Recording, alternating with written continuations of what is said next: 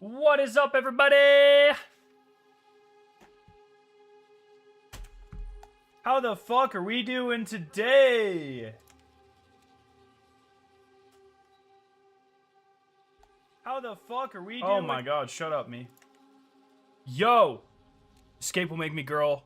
Dog Hedgehog, how are you two doing? This fine, beautiful day? This amazing Sunday? I've had a fucking fantastic weekend, dude. I'm excited. I've been playing a ton of Marathon. We've been ripping PALWORLD packs. It's Victoria and my first trading card game, so I've been really having fun with it, learning it together, so. Classic Bungie game, having a broken farm. Dude, it's so good. It's so good. I'm very excited.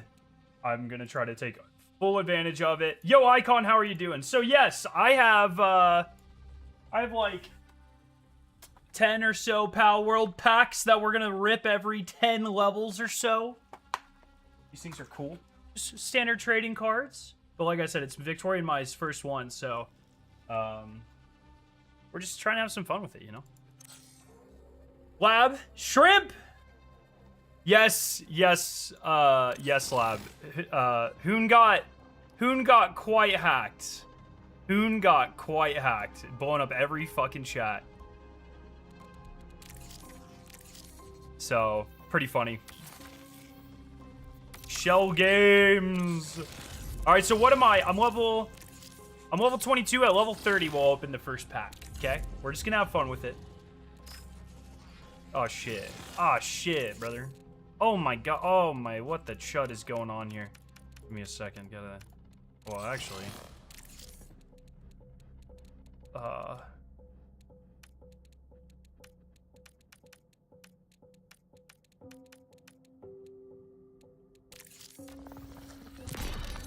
I think we're gonna hit level 70 on the Cradle today pretty handily.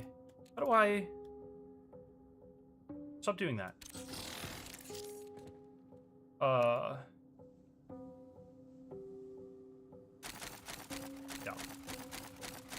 Yeah. Yeah. Grab that. I'm also glad... Shots anyone will drop. Yes, okay. And I need to get these two. So I'm at, here's where we are. What's the way to farm Cradle now? The best way to farm Cradle is still gonna be, like, if you have a god team and you just go on cryo and you're just constantly farming golds, or, like, high-end ranked, if that's even possible anymore, that's gonna be the best way. The best way for most people is going to be something like this. Because every couple of minutes, I'm getting a rank, and every rank you get this. And, you know, potentially gear as well, and that's worth a ton of Cradle. So here's where I'm at. Upgrades, I've got my third. I just learned that I need to get like 50 billion storage drives if I want to get the fourth one. So I'm just not going to worry about it. Because there's no fucking way that happens. But like, literally watch how simple this is. I've been on Destiny grinding. I spent like 150 credits trying to get a god roll to B7. I'm so sick of Lawless Frontier. There's a way...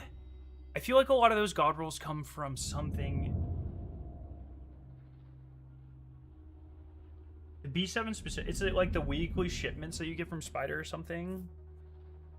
When do you think they're going to patch this? I don't know. I don't know. I hope they don't. But it's Bungie, so I would say sometime next week.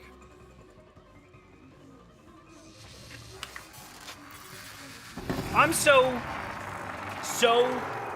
hungry for new Marathon news, my friends. But this farm is wild, right? So it's like, you can start the timer. This zone appears unforgiving. I recommend getting comfortable with death. I recommend getting comfortable with death. This is an awesome line.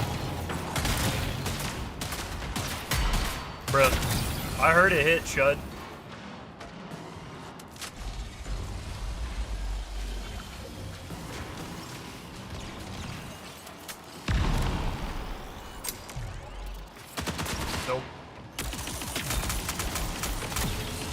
I try to leave the purple one up for a little bit. I try not to just kill him immediately.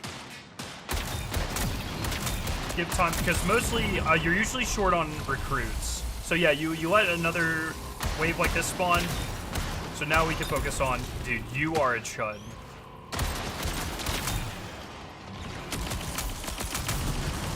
So now we focus on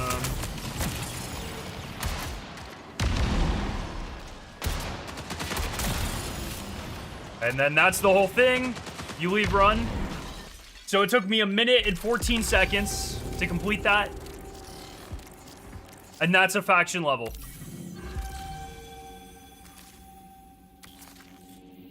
Literally the longest part is re-rolling until you get the shell.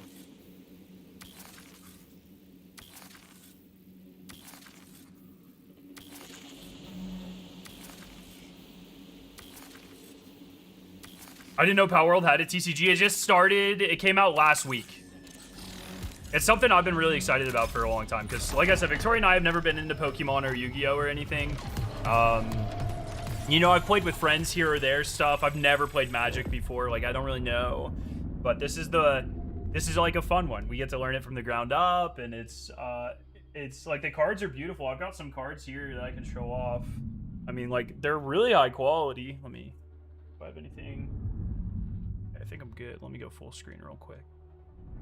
Like, the cards are beautiful. They're beautiful quality. Come on. You know, like, they look great. Oh, that's not even what I meant to do there. They look super sick, so. We've been having fun. We pulled a couple packs. Like I said, I wanted to save a box for stream just for funsies, but I'll do it every 10 SIAC levels, which is like, I don't know, every 15 minutes or whatever. We'll pull a pack. Transfer successful. Welcome aboard. You see Sony thing about Marathon that's still having good play retention, yeah. I honestly believe them on that part. Yeah, I mean, the same thing I've been telling everyone. These are investor calls. I wouldn't read too much into it either way, right? Like, the goals of investor calls are to make things that are bad sound not bad, and things that are good sound way better than they are. Like, it's an inherently untrustworthy platform. I would just not, I don't know, once again, like, I sit in my own company's investor calls once. We actually do bingo. We do investor call bingo, so I get a dozen donuts and I print out bingo sheets with jargon on them for my own company. And we get a conference room and we just we listen to that shit. And we do that because they're memes. So I feel like this is like, with Marathon, it feels like a lot of people's first exposure to corporate America through Sony and Bungie, and it's really interesting because people are making big deals out of things that are just like, I don't know, it's just like classic bullshit. I just don't. It's very strange. It's very strange to be on the side of like, why the fuck is everyone freaking out? Type of thing. Is this a recruit or is this? Am I gonna get hit by a blue or that sounded like a blue? Oh, it's a recruit. There we go. So there we go. That's another level. Takes you like a minute to do these. And every time it's... And another thing I like about this, I meant to mention this in the video, but I forgot. I also really appreciate about this farm. So the monitor farms give you so much faction rep, but they also give you player XP, which means it fucks your matchmaking. But this gives you very little personal XP. It's all faction XP. So it's like a great farm, but also a bad farm for personal XP, which means you're not fucking yourself quite as hard, which is nice. Yo, Endless Minds. The weekly quest from Spider grants a weapon on each character with the extra origin trait. That's what I'm thinking. Thank you. Thank you. It's perfect weekend. The farm just got mine to VIP. I love that they're doing double XP and stuff. I would love if they did a double Cradle XP weekend. I think that would be really fun. Do not start Yu-Gi-Oh! It's an evil game. For real, they're taking everything corporate says at face value when it means literally nothing. It's so interesting. Funnily enough, just opening doors and crows, good. Yeah, it is really great. And if you're trying to level up Midas specifically, that's going to be the best farm. If you're just looking for Cradle XP, this is insane. And this gives you, another thing I forgot to mention, this gives you carry points as well, which is also insane. Warning. But yeah, man, look, the thing, like, with Marathon, it has always been, we all know the game didn't come out in the best state, in the state that anyone hoped it was going to launch at in terms of popularity or performance or whatever.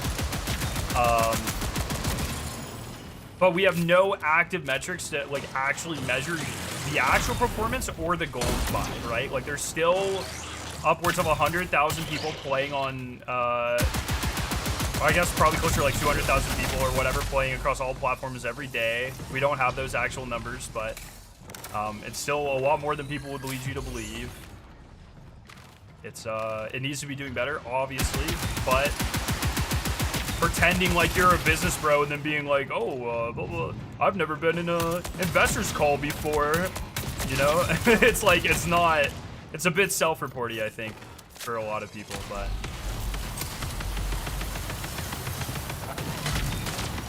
I need 2 more recruits here. This recruit should be in the ass, and then 1 more.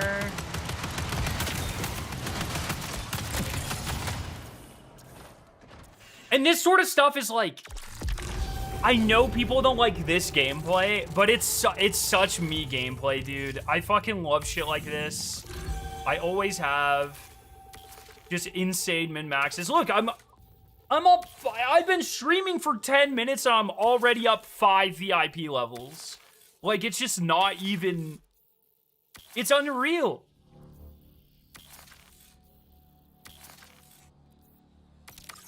It's crazy. Bungie don't fix, Bungie don't fix, Bungie don't fix.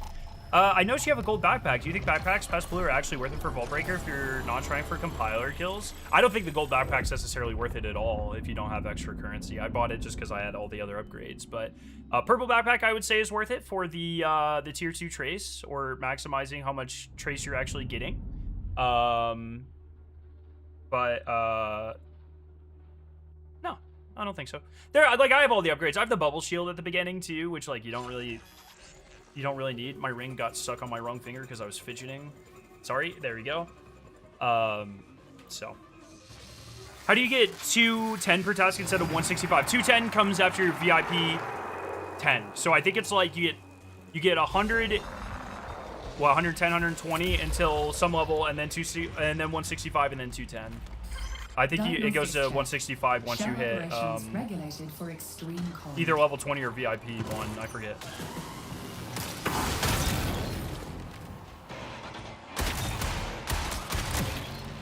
I think the whole Bungie's gonna shut down because the marathon conversation is stupid. I don't know. It's like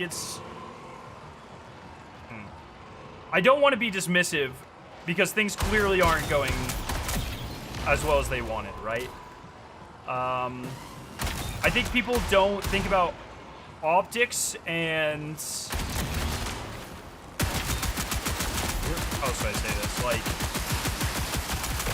there are more reasons than just pure printing money in the current given moments that companies are valuable to parent companies, right?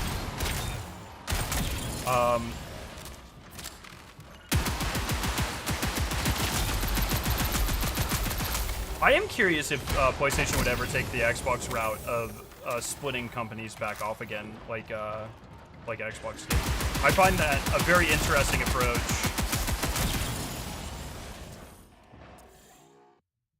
Purple salvage also VIP 10 plus, yes.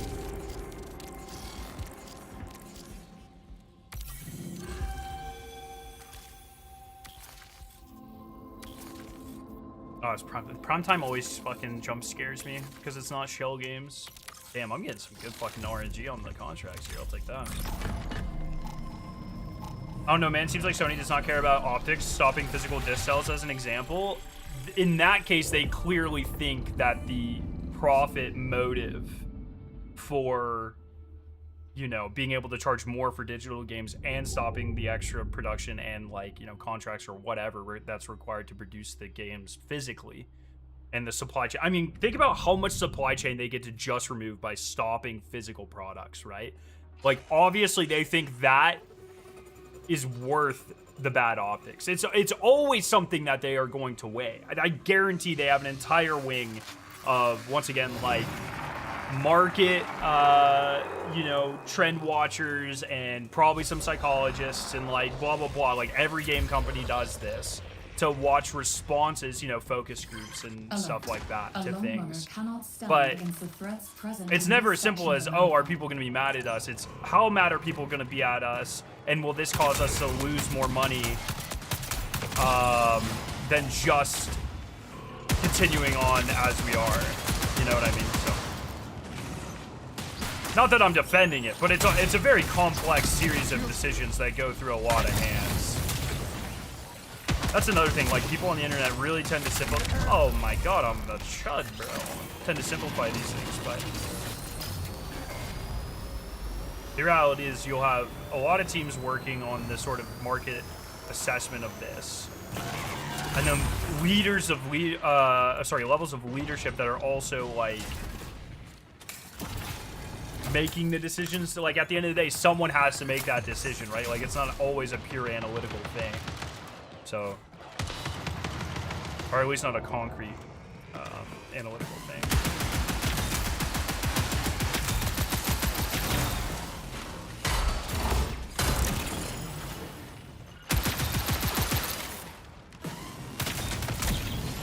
Where the fuck you at? Oh, that is not a fucking nice.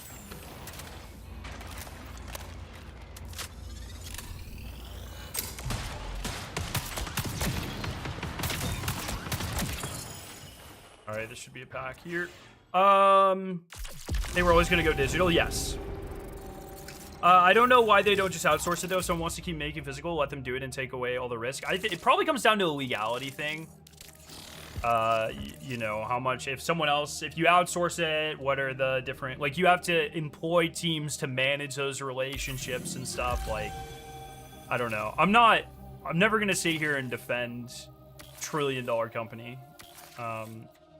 But the reality is, like, working at a very large company, it's like a lot of times these decisions are made by people disconnected from the actual process that have some sort of notion based off of their career path where something is going. You know, you have leaders that care about streamlining. You have leaders that care about leaving some imprint of their legacy. You have, you know, whatever. And there's a lot of ego behind these decisions. There are going to be teams that are trying to inform them the best they can based off of analytics and market trends and stuff like that. But at the end of the day, like, there's a human element to this. And I feel like people just always forget the human element to all of these things. Behind a Sony, there are 30 middle and upper management people trying to convince each other to make certain decisions. And just because they make a decision doesn't make it exactly the right one, but there's so many people that are going to have some sort of voice for these sorts of things.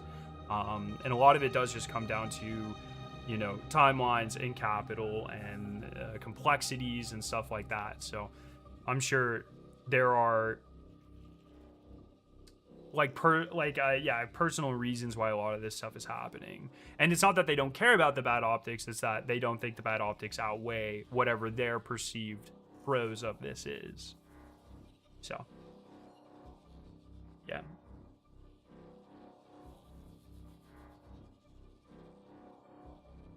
Apparently people are not that mad. People bought Black Ops 1 and 2 digitals like they were running out of them. Well, keep in mind, so the thing, keep in mind, it's not being mad that you can't buy every game physically, right? Like, it's having that option. I think there's so many things that are, like, for instance, I did buy the physical version of every Destiny expansion. Obviously just the collector's editions, not the discs, because Destiny hasn't had a disc since Destiny 2 launched, but there are still collector's editions that I would like to have the steelbook for, and so on and so forth. Even though I play on PC, I don't even have a fucking disc drive on this thing. You know, it's not gonna be able to play a fucking, there haven't been PC game discs in fucking who knows how long, but it's still nice to have the option, right? Like, I think it really comes down to that. Also, it comes down to the Black Ops 1 and 2. The discs are still available. I have them on the shelf right over there. So if Sony shut down tomorrow, I can still play them. They're not online only, which is not the truth for things that are on PlayStation Plus or whatever their online service is only. So, There's a lot of stuff. There's a lot of... It's a very complex thing.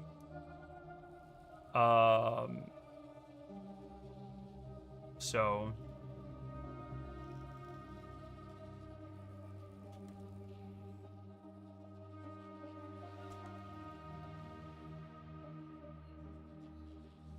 Anyways, we hit 10 levels up, which means, my friends, we're pulling the pack of PALWORLD. I don't know how this angle is going to work. Let me turn off my green screen. I don't know how this angle... Hello, green screen? I don't know how this angle is going to work. I don't have a hand camera, but I don't care. We'll make sure you guys can see all the freaking cards. One pack every 10 levels. You know the rules. If we get a god pack, your mom's a chud. If we don't get a god pack, your mom's a chud. Say that. Okay.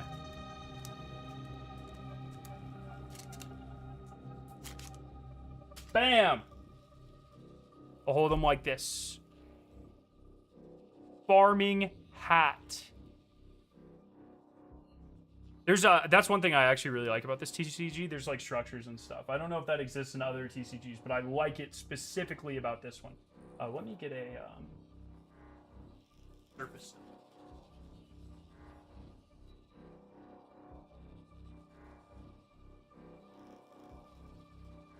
Brother, what the fuck is happening here? Okay. Bam. Okay, farming hat. Bam! Structure, wooden wall.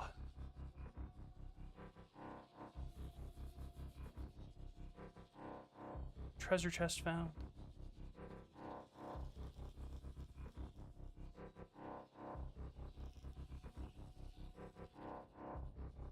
Dude, fish.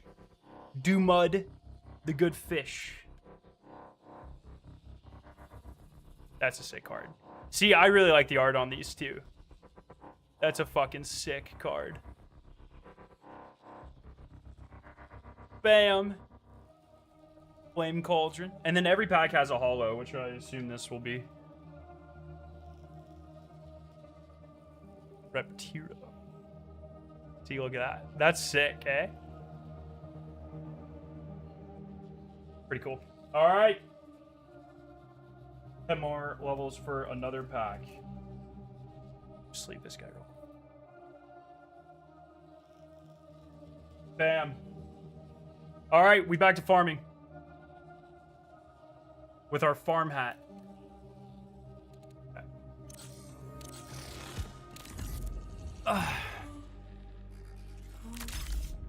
And if someone did just want to make a game on DVD or Blu-ray for PC, they could. No one can tell them they can't do that. What do you mean? On PC, I could go to Green Man Gaming or Game Bill and buy a game from them. It might be cheaper than Steam or Ubisoft. Consoles don't have that. Yeah, that's... Yes, so you're making the argument for, like, used games. I agree, that's another thing, right? Used games. In the resale market. I always wondered what our generation's fight against new technology would be. I never thought it'd be AI. Generations being born now are gonna look at us like old boomers when we say we like stuff made by humans. I hope not. I hope not, man.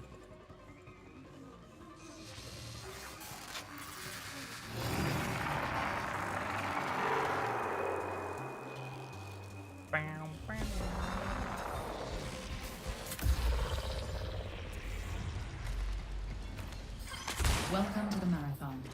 I'm detecting compromised cryosystems and an increased UESC security presence. And you know these libraries aren't ever going to allow for libraries to lend out digital content. I'm actually curious about this, right? Because you can rent, like right now, a lot of local libraries rent out audiobooks. But there's like licensing agreements, so like not unlimited people.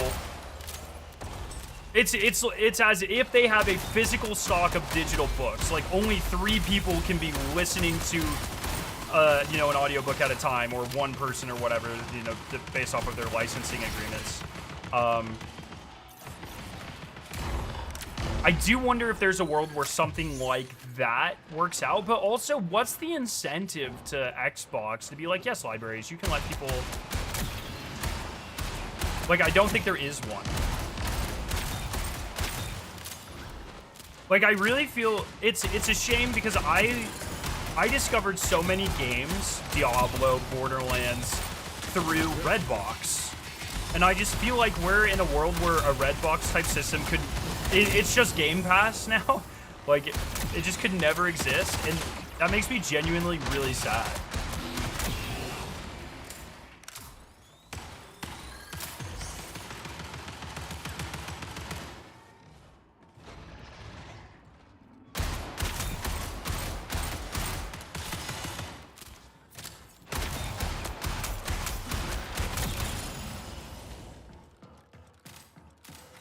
No more recruits spawned? That's diabolical, dude. Bring back to the day one of Cryo with the hype and mystique it had. I am hopeful we will re-reach that. Nightmar's had a little bit of that, but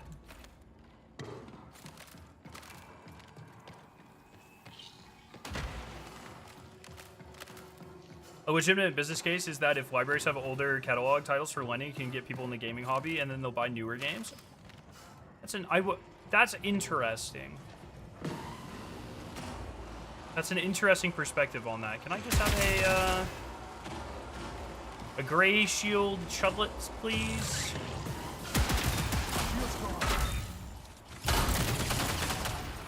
See, that run took too long.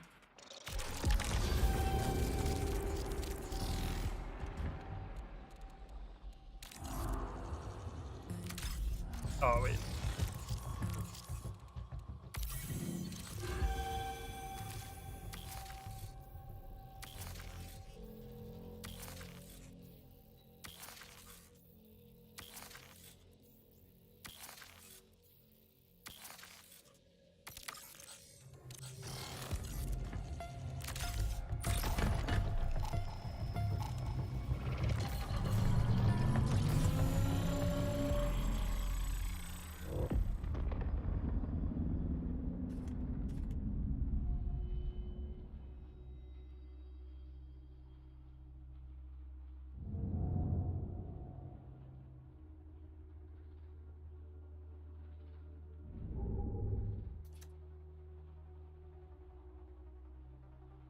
Hey Scare, if you're interested in the concept of Destiny 1, Destiny 2, and the canon Destiny 3, the What Remains Discord brush has so much stuff in it, might be worth checking out, dedicated to showing all the content. I might check it out.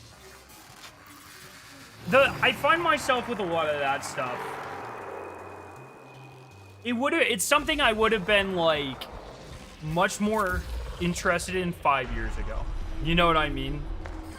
Welcome it's like now, I'm just kind of like... I'm detecting compromised cryosystems and an increased UESC security. I don't know.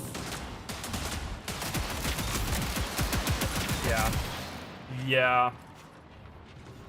I don't like thinking about what could have been with potential Destiny 3 stuff. It just makes you kind of sad. Just vibing. But yeah, I do hope we'll get more of that zombies feel phone. And one thing is, like, I'm hoping the PvE aspects of Marathon going forward allow us to feel more of that zombies-esque day one stuff, because they'll be able to push their secrets and mysteries harder. That could be copium. But it's my copium, and no one can take that from me.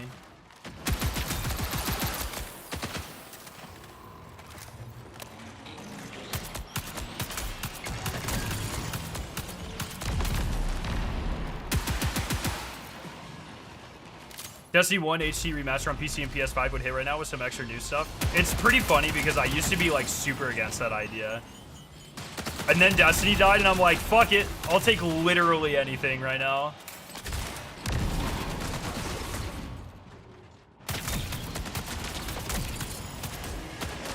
For the longest time though, for the last couple of years, I've been like, Destiny 1 remake's a waste of time. Just give me Destiny 3. And now I'm like, please, I'll take any content, please.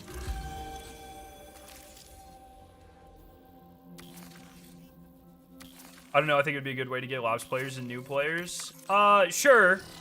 But then, like, you have to carry that into something, right?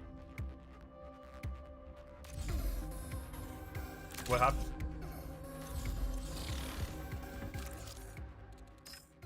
Was my vault full? Oh, okay. We're gonna do a ton of fucking Cradle bullshit right here, okay?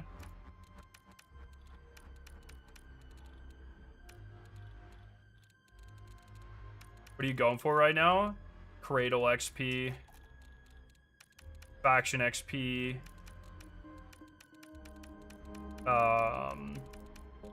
Stuff like that. It's just so... It's such a fast fucking farm, dude. Oh my god. I didn't even know I had all this shit. Is this... This animation is new, right? I don't recognize this animation for Cradle stuff. Alright, what else we got? And then...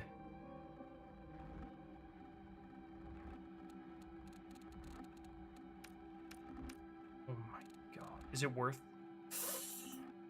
Is it worth? Is it worth? I might keep all this shit till the end of the... Oh my god. Yeah, anything where I have 50, it's like, surely I can just turn that in. If I have significantly more than 50, I'm just clearly not using them.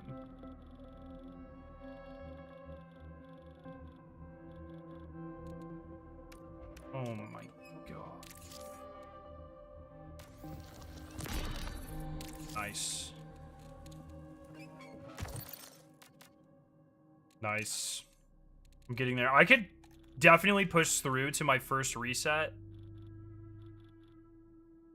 I mean, even just these alone. See, that's fucking cool. Because I can just turn in, like... Okay. The purple salvage alone is just worth an ungodly amount of rep. The animation was changed. It looks good. It looks really clean.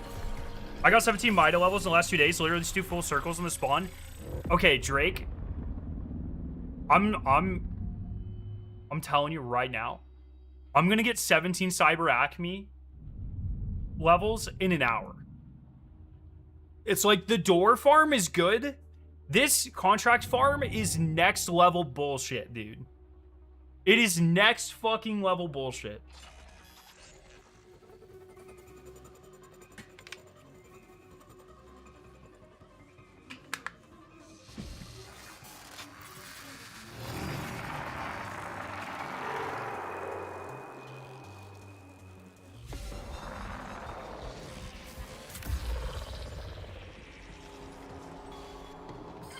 And that's why a lot of this for me is just like, all right, farm now, ask questions, decide what I'm putting into the worm later. It's just like, because it'll always be worth rep for the Cradle, right? It's like, for the most part, just fucking lock in and farm, and then figure out the details about what's worth sacrificing and taking that time later. Especially with... Oh wow, you're home early. Especially with the but the double XP only being on until 1 Eastern tomorrow, like it's like lock-in time. So careful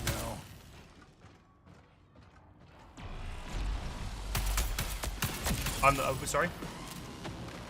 Oh, nice. Not right now, please, but. Appreciate it. Two more recruits.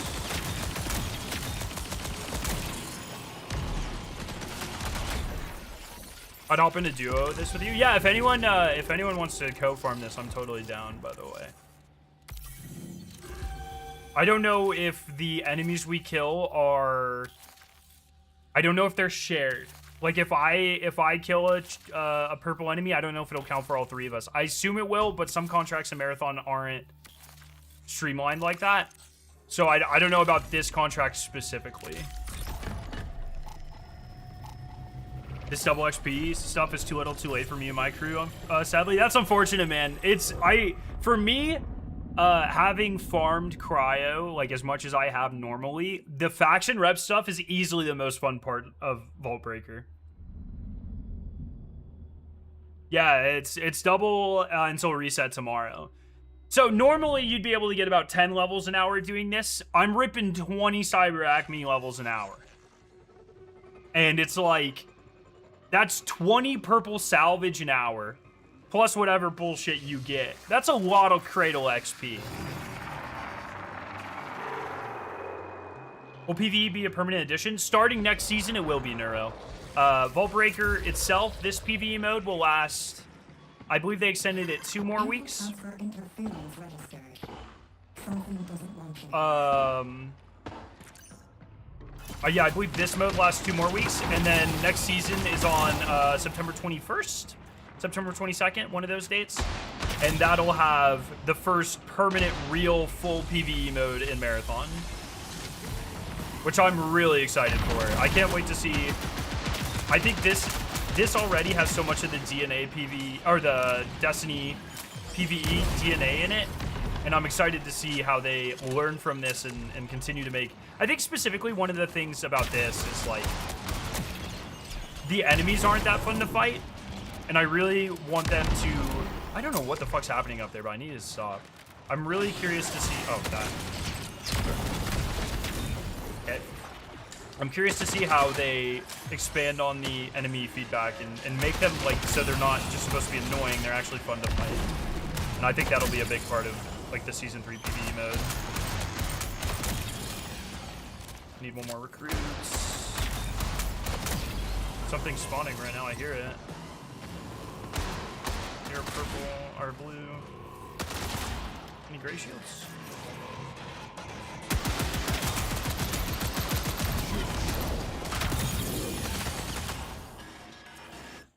Plus carry points. Oh yes, I always forget carry points. Yeah, so am I getting 15 carry points every... It's 5 per objective, right? Oh my god, and a purple backpack from that?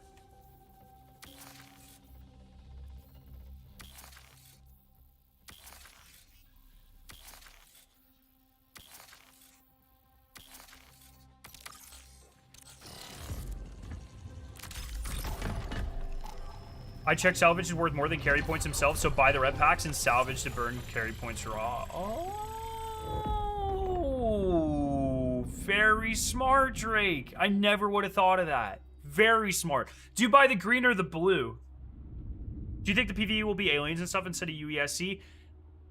I hope so, but I'm not sure if 2 seasons worth of development was enough time for them to make a whole alien race of enemies that's fun to fight.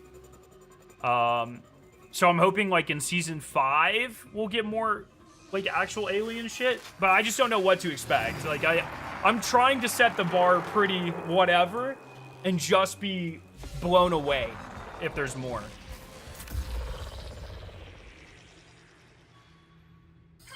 Notice of UESC declaration. All runners who board the marathon are enemies of the state.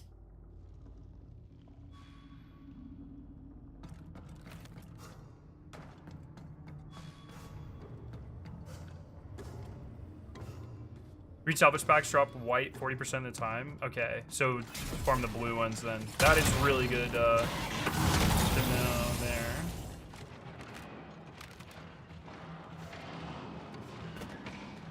So, what I'm more hoping for is for this first venture into PvE, I'm hoping it's just UE, like an expansion of the UESC that is more fun to fight.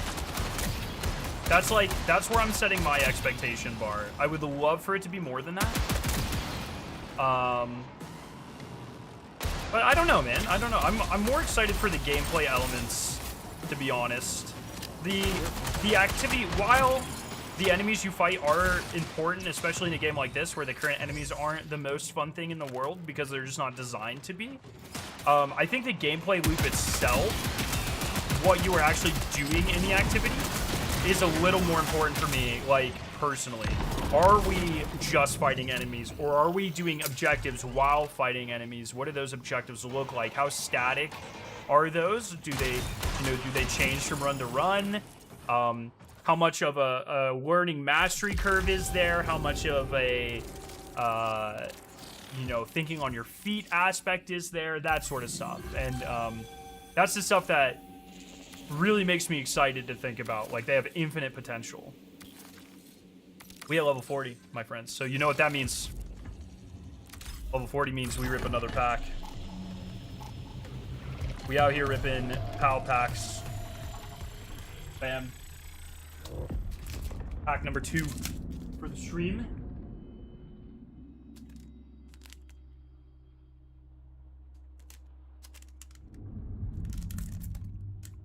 I think unique stuff like lockdowns and taking rocket drones stuff is awesome. I completely agree. Are we not already severe enemies of the state before we entered the marathon? We are. That's the whole lore, is that. The, like, Mida questline and stuff. They're gonna definitely start having aliens in Season 3, most likely. I hope you're right, but... Viewing Cage.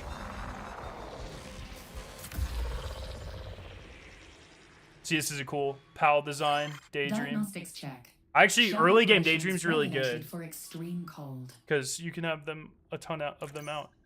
Aurora Guide. Sick stuff. Oh, sorry. Focus. Shoddy bed. My nickname in high school. Oh. Ranch. I actually don't have that card yet. When you assign a pallet to this card, get either 3 ingredients or 3 construction materials, and you draw 1 card.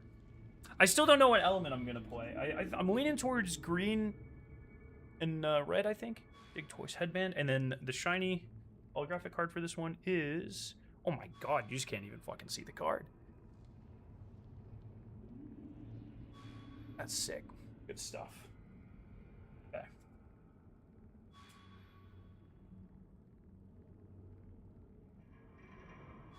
Okay. 10 more levels we go.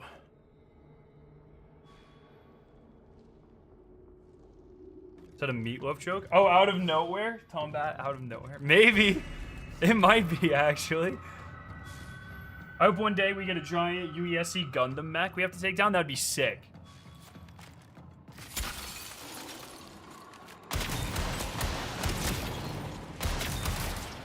Bruh, what? Threats here.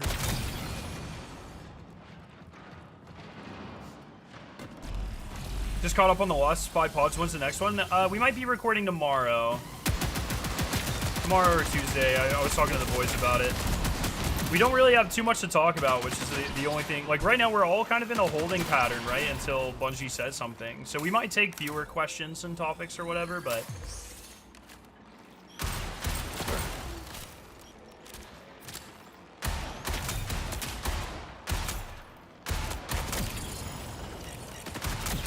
What do you mean illegal? I mean, the USC would freaking apprehend you if they caught you farming this shit, brother.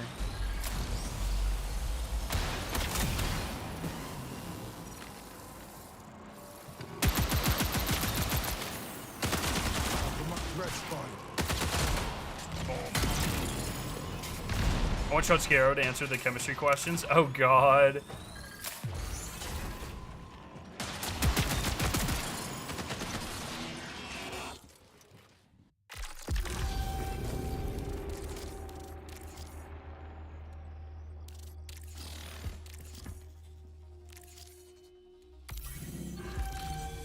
Oh, I thought I forgot to switch my screen back. I'm glad I didn't. And for the boys to help Chudscaro get his GED. So Chudscaro is just a completely separate entity, huh? I kind of like this. I like this headcanon. Here, let's say Destiny 3 will release in 5 to 6 years. I think that's copium. Would you prefer a universal reset of some kind or picking up the story right where they left it? Selfishly, I would want the Fate Saga because I think it's really interesting. The Winnower and stuff. I think the universe would... From a public perspective, especially if we have to wait 5 to 10 years for it, I think some sort of soft reset. Everything still happened, but we're removed from it. We're dealing with concepts that are not continuations from Destiny 1, Destiny 2. I think it's sort of how they did Marathon, almost exactly how they did Marathon, actually. Like, Marathon 1 through Infinity still happened, and it still can help you to know those things. But the story of New Marathon is very self-contained. What you do need to know from the old trilogy is explained. I wish there was more story in the New Marathon, but I like the direction they took it, right? And I would, for a Destiny, you know, continuation in 5 to 10 years, I would want a very similar approach. And I think the game would benefit from a similar approach. Like, remember, one of Destiny's biggest problems is that people fell off over time, and it's perceived as a game that has too high of a bandwidth to get into and enjoy the story of. You cannot go into a Destiny 3 or whatever facing down that same problem. Reset my Cradle yesterday. Luckily, I saved a lot of salvage. I got the Cradle back up to 65 the same night. God damn. So it's just farming contracts? Yeah, it's farming contracts that are much too easy in this specific mode. It's double faction reputation, and you can just quit out and get all of the benefits. And it doesn't level up your character, so you're not fucking your matchmaking. It's just like, there's really no downside to this farm.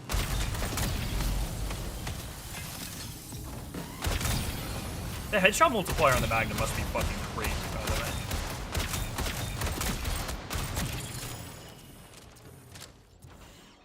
I do think Season 2 was meant to continue the story, but Sony most likely told them to focus on the PvE mode. I don't know if I don't think Sony has that much granular control over where they go with the game. I think they have granular control over the structure of Bungie, but I don't think Herman Holst is in there being like, yeah, you need to have an extra Easter egg on this map. That sort of shit. Bungie's always had a pretty interesting level of control of creative control over things. I don't know though. Like I don't know, truthfully, but they wanted to lower expectations so they could shatter them. That imagine Bungie sandbagged season 2 on purpose just to fucking blow our friggin' minds with season 3. That'd actually be a really funny tactic. Oh my god. If I could stop getting prime time, that'd be fucking fantastic. Thank you. That'd actually be a baller tactic. If we're fine with Insane Copium, a movie or show to partially conclude the Fate Saga, or a book. I would love a book to comics or like an actual novel or series thereof. I would love it. Maybe to the points where we have lore now. Could be a perfect loose space for a new story in Destiny 3. I agree. I would love to experience the Fate Saga, or like a single player game. You know what I mean? Like, hey, here's a single player game while we develop the bones of Destiny 3, which is going to be a soft reset of the universe or something.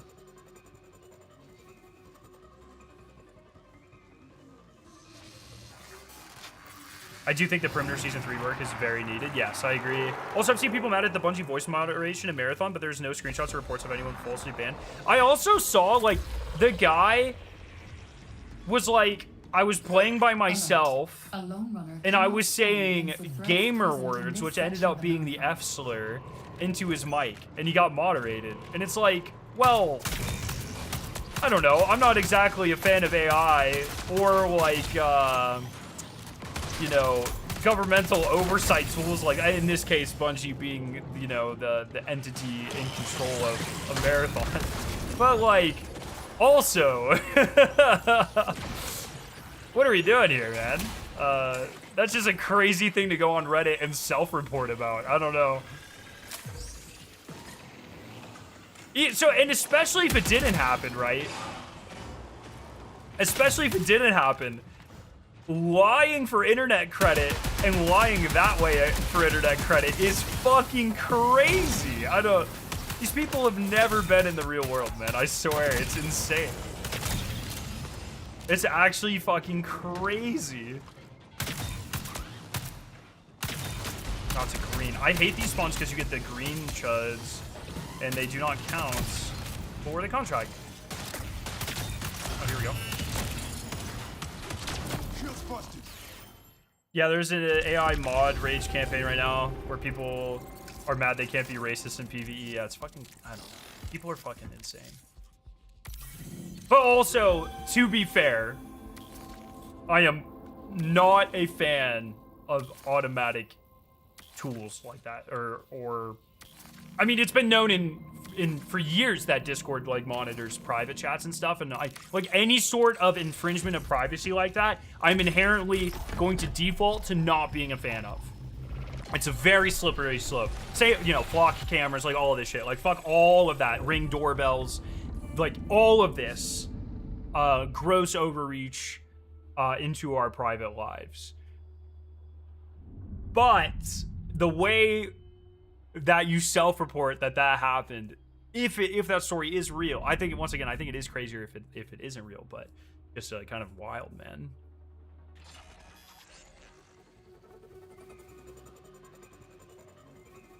I wish this gave you Traxxas XP. Yo, what's up, Traxxas? You can farm Traxxas. I don't know the Traxxas contracts. Like, I don't know if there's 1 with 3 objectives that you can do in this first room. But if you want Traxxas XP, go to the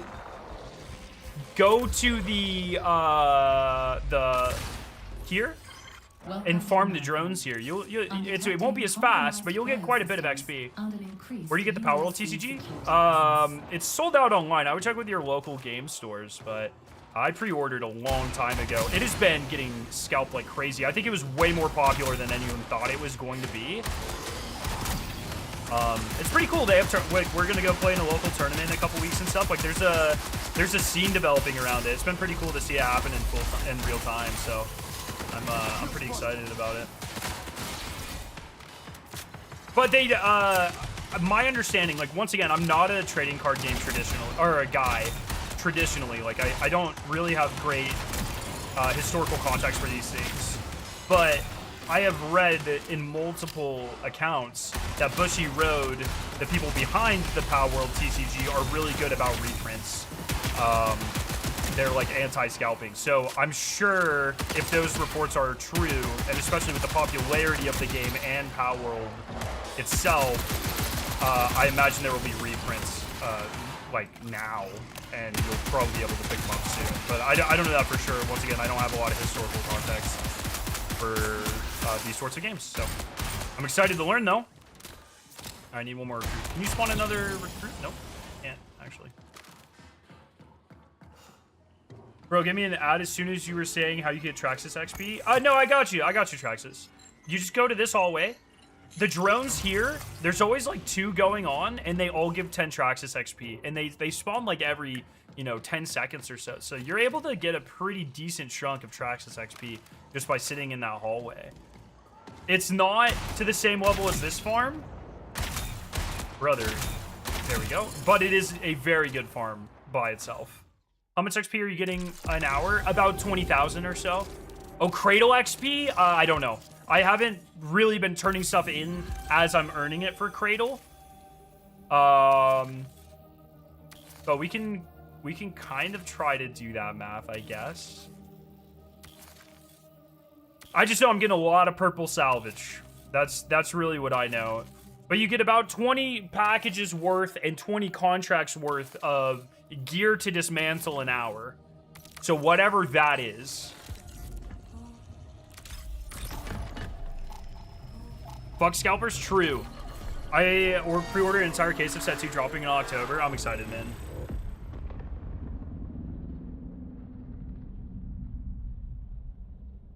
I would like to get into the PALWORLD TCG. I know it can be an expensive hobby. Yeah, that's why it's like we're taking it slow.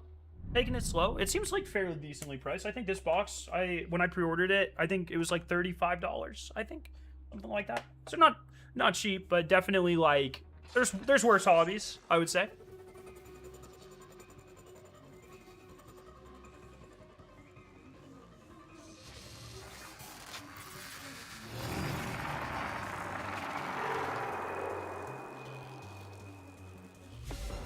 I don't know about the people behind TCG, but Drew and Chemo are into TCGs, so if there's any generic questions on those things, they might be able to answer. Yeah, Chemo is really into Pokemon, which has their own distribution networks and stuff. Drew's really into Yu-Gi-Oh, which I don't know...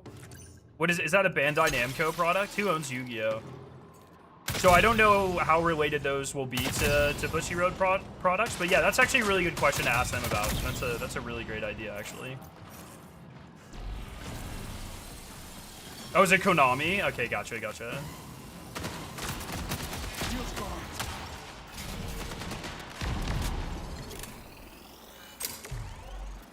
Booster box is 12 packs of 7 cards.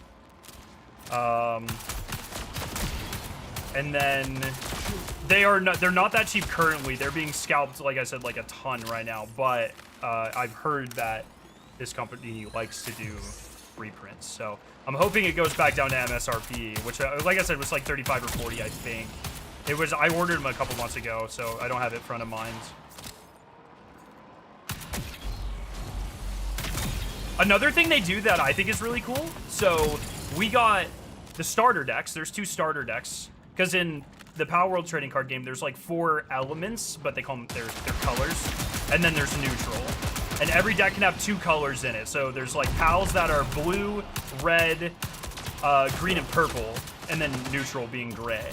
And so you can have 2 colors plus gray in any deck. And so they sell starting decks that are blue and red and purple and green. But you have a chance for some of the cards in the starter decks, the pre-built decks, to be like holographic or shiny cards. So I think that's a really cool thing I've never heard of before. Are you stealing my towels? Oh, okay.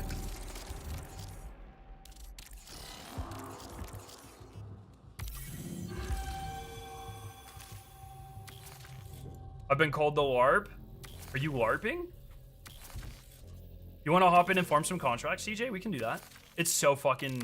Dude, this is like 3 times faster than what me, you, and Painter were doing when we were scanning screens and shit. It's literally just re-roll until you get shell games and then send it.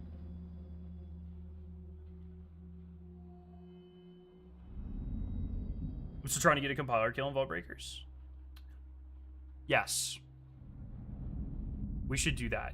Let's XP ends tomorrow. So like on I'm trying to think. We might be recording the podcast tomorrow night. Tomorrow night or Tuesday. My birthday's Wednesday.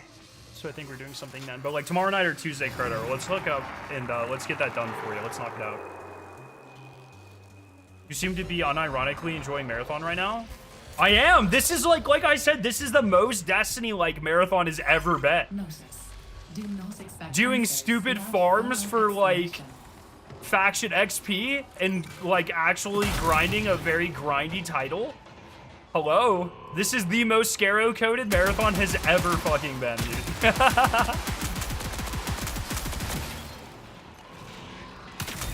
It's just unfortunate that my ideal gameplay is not most people's ideal gameplay, but it is like my ideal gameplay, so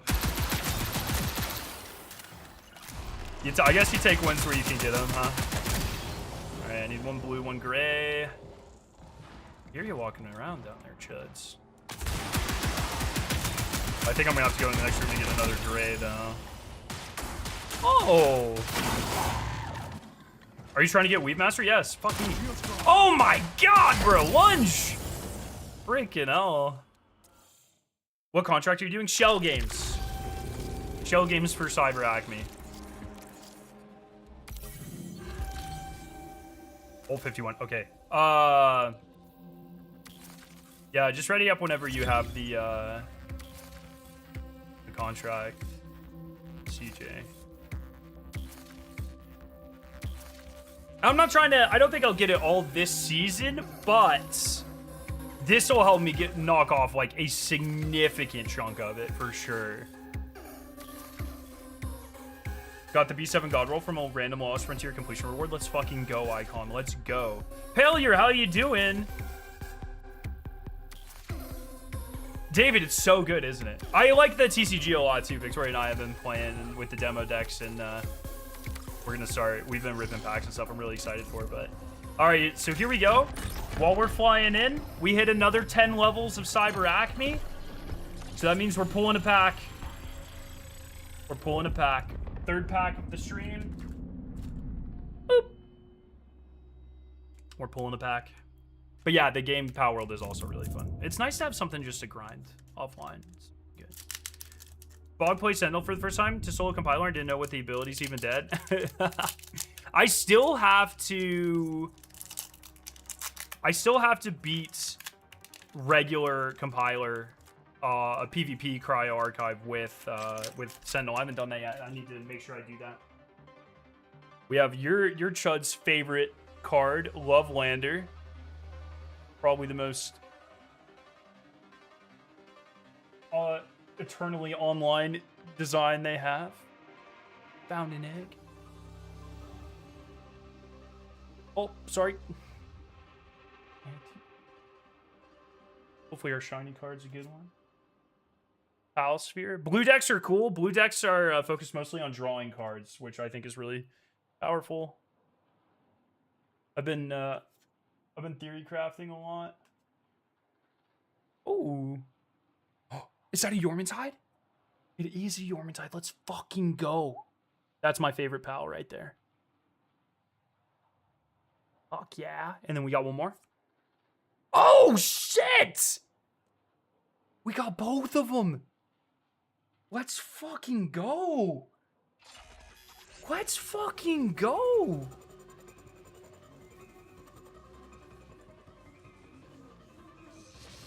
Fuck yeah. Maybe I'll do red-blue deck just so I can use both Yormantides. Thoughts? Okay. And we go back to farming.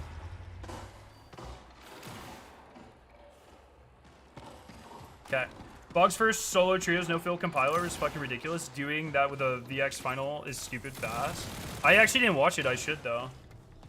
Blue's universal draw color. Oh, is it? Yeah, once again, like, there's all these rules that not coming from a TCG background, like, I just don't know. But I love how, so each of the 4 colors, I'm starting to realize this is probably how Magic works as well. But PALWORLD, like I said, 4 colors. Green and red are resource decks. But red is like an attack, like it's very heavy attack. Green is like giving yourself extra life points type of thing. Blue is draw cards, and purple is like killing and butchering pals and discards and stuff. It can also change the game state to night, which is pretty cool. But so how much I need to look at CJ's XP in between here. Do we not have a okay. We don't have like a regular grid. Nice.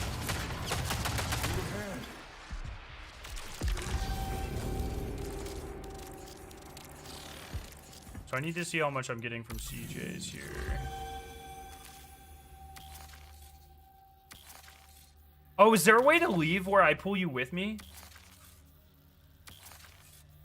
That's gonna actually be high-key annoying if we have to do that every time. But look, I'm already up 30 levels this stream. Wait, is that true? How many of these did I have? I'll have to wait, let me see how many I had when I started the stream. That seems incorrect. No, I was VIP level 22 when I started stream. I'm up 30 levels and it's been an hour. That's actually fucked. Now, let me see how much I get from. I already played enough Gundam card game this last week. I still have a One Piece regional this week. Blue is draw, red is burn. Those are the only universal concepts. Gotcha. So can I see how much I get? So I'm getting an extra 210 just by.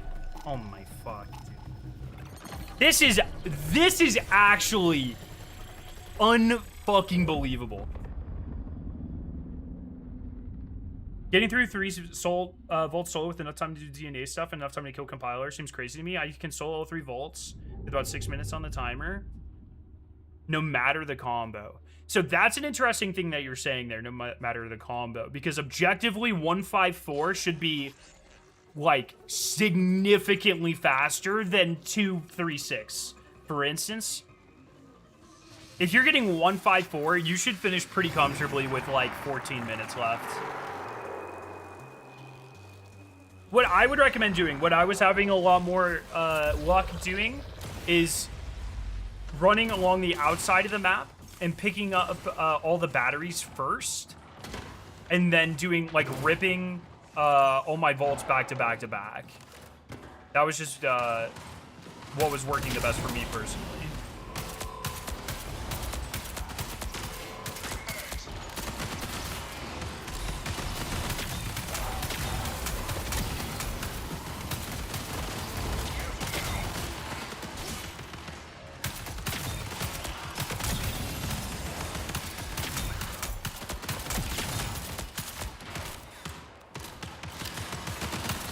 did I not kill purple? I was not locked in.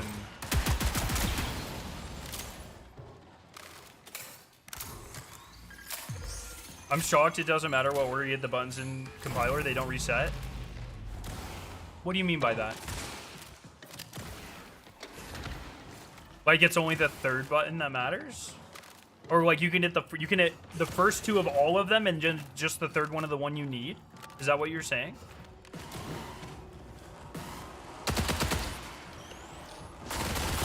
Bro.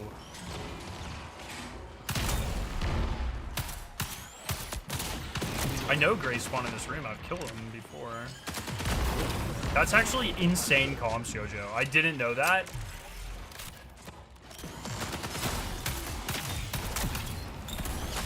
Oh no. Oh, I'm bad. I'm bad. I got it, I got it, I got it, I got it, I got it.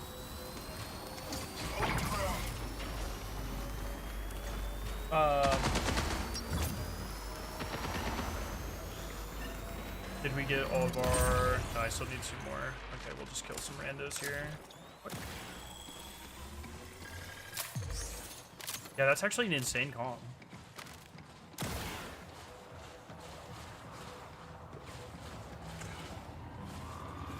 Get some extra Traxxas XP while we're here, eh?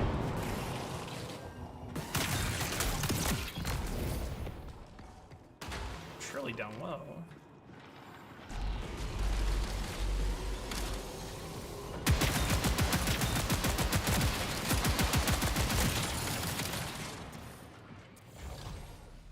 Preloading's like Destiny. Solo dungeon starts, your average non-Destiny gamer won't anticipate being able to use a mechanic like that. Yeah. But I love the skill gap, or like the knowledge gaps that stuff like that presents. I think that's just that's always such a fun part of these games to me.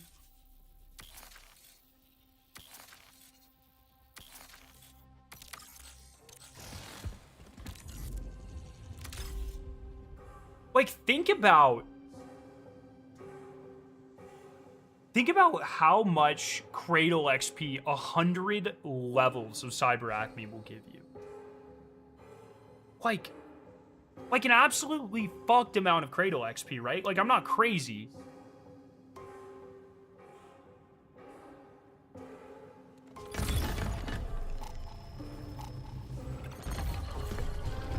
If you are going for compiler, though, I would consistently... So some small tips for you, Inferno. Consistently reset until you get Vault 1. Always go get the free egg at Steerage. And then hope. I would say if you ever have to fill up an extra egg, if you don't either get 2 of 1, 5, and 4, then it's just not worth going for it, in my opinion. If you can get a 1-5, and you've hit Steerage for the free egg, then you're good.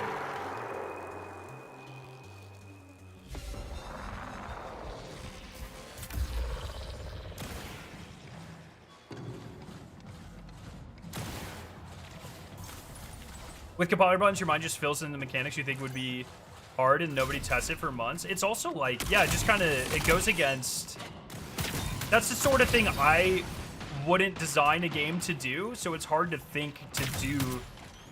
Like, when I am trying to solve mechanics, my frame of mind is always, how would I design this encounter? Like, okay, I see all the puzzle pieces. How would I construct this if I had all of these puzzle pieces? And that's why I have a hard time with, like, I think Duality is a really good example. Like the first encounter of Duality, where you have to hit the bell, but you have to be in a certain place and teleport, but there's no indication of that. Like, that's just something I would never really think to construct, just because it's just not how my brain works, I guess. Oh. No, we're good. We got the last one here. No, wait. Oh, fuck off. And so... That's just kind of, that's always been like a hard mechanic for me to blindly solve stuff like that. But Vault 4 is more important, IMO. 154 out of 134. Oh, sorry. 154 and 134 is quicker than 156. Yeah, okay. Fair enough. Fair enough on that. Fair enough on that.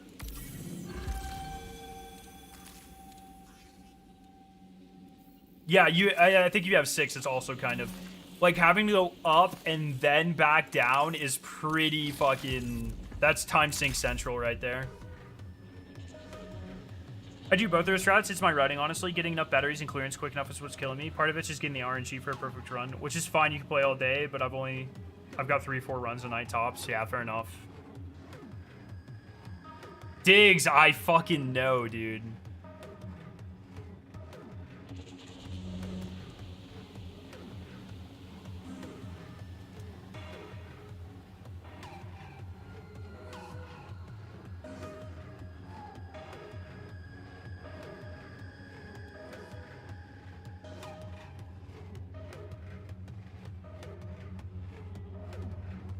At the end of the stream, we'll do one big Cradle.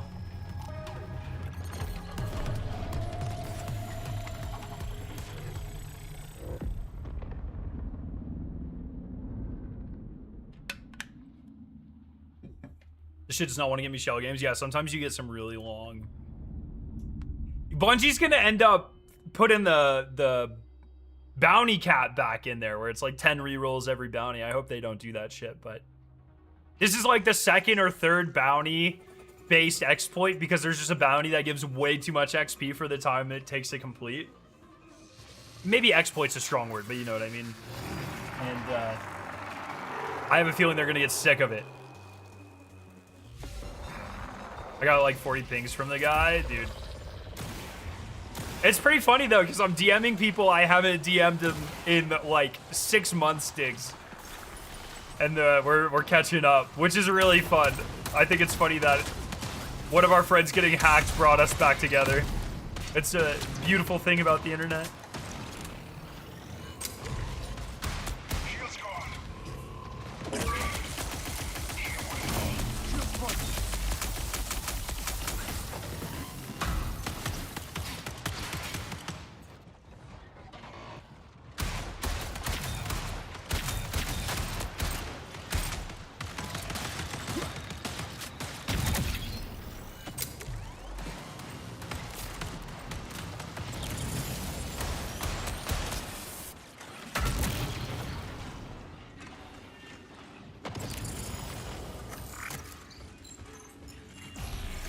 Oh, this will be a recruit spawning probably, right? Easy.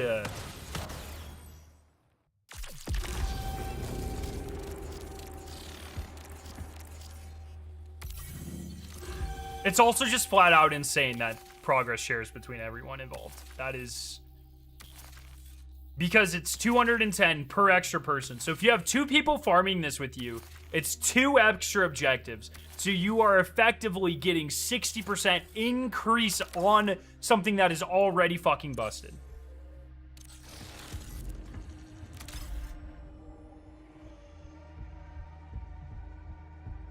Fucking crazy.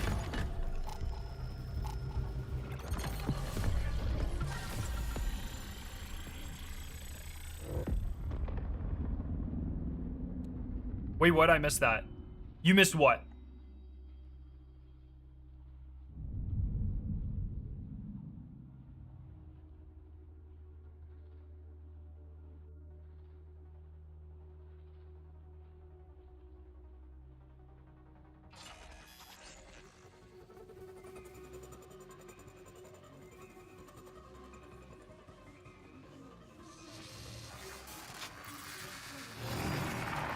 The 60%?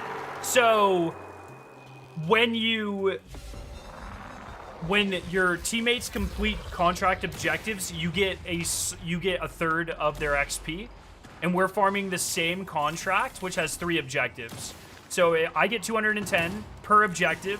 CJ here, that's farming with me, we have shared objectives. So when I complete mine, they're completing his, which means I get another 210 XP on top of that. And then if we had a third person, that would be an additional 210. So instead of getting 630, I'm getting 1,050 per run.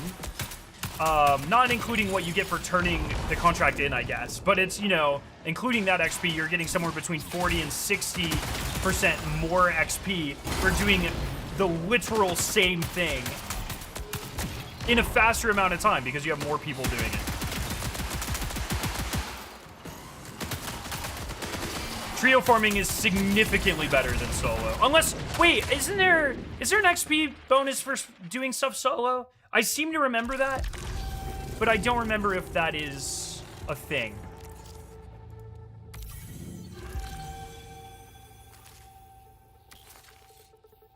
Yeah, I seem to remember solo might have a buff. Is it 50%?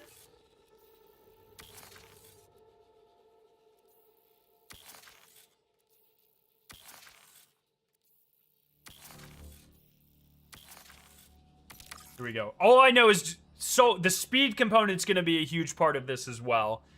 But in this stream, I've been going for an hour and 15 minutes. I've ranked up 35 times.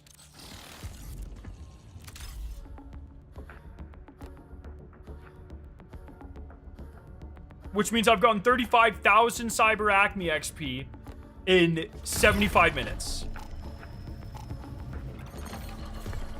Which is just genuinely not okay. I mean, it is. Bungie don't fix it, but it's genuine. I thought the screen shit was broken. This is 3 to 4 times better than the screen shit.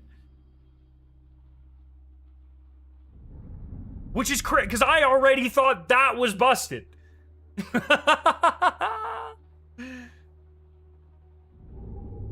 But hey, man. I'm also down to do shell games with y'all. Yo, hop in after this, Cradle, for sure. For fucking sure. Let's do it. Is there a way to only cradle the salvage you get from the packages and not the stuff you have in your vault already? Can you cradle half of stacks or anything? Can you adjust stack size and cradle that specifically? This is insight. This will still be among the fastest cradle XP forms in the game for sure. Because after VIP 10, you're getting purple salvage every rank up package. So I've gotten 35 rank up purple salvages already this stream, which is, I don't know how much they give individually, but it's a fuck time.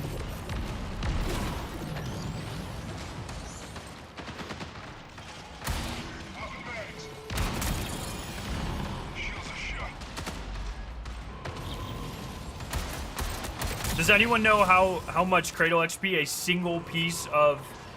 I guess it's going to be hard because it depends which sec gen upgrade you have as well. Fucking hell. Okay, well.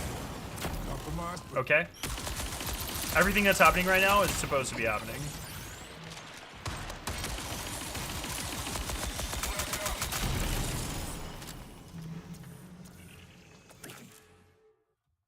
I did this for every faction, got them to VIP. Every faction has a contract that can be done in the first or second room. Fuck yeah. I haven't seen you play it, or I haven't played in like 2 weeks, but I saw you grinding this. Had to get on. Let's go. Also, this is giving a small amount of Cradle XP as well every time we complete one, right? That's what that worm is in the rewards.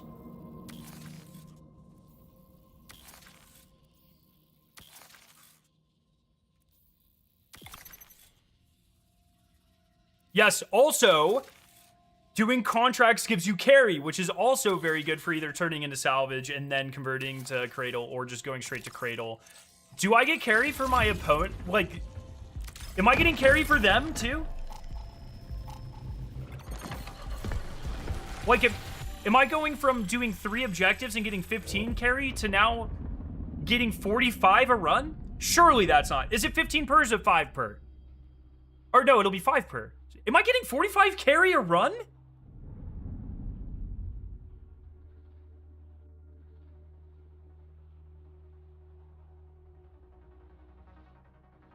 No way we're getting half a stack of carry in a minute.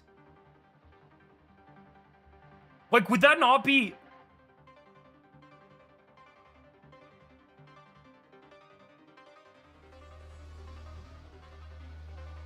Okay, we need to do some math here.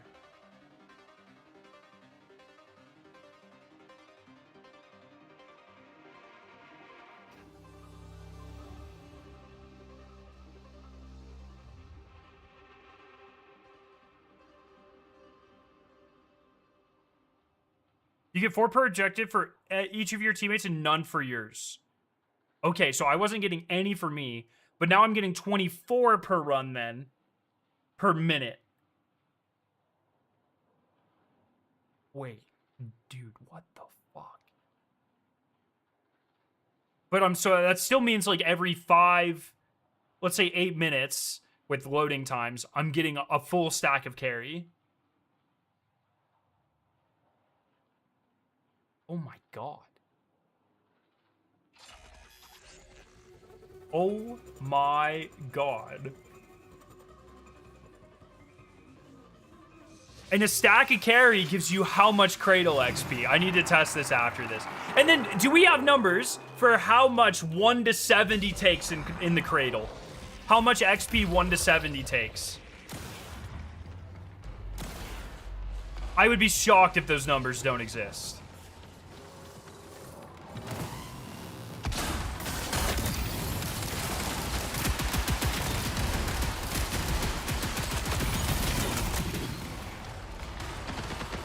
$1.4 million, okay.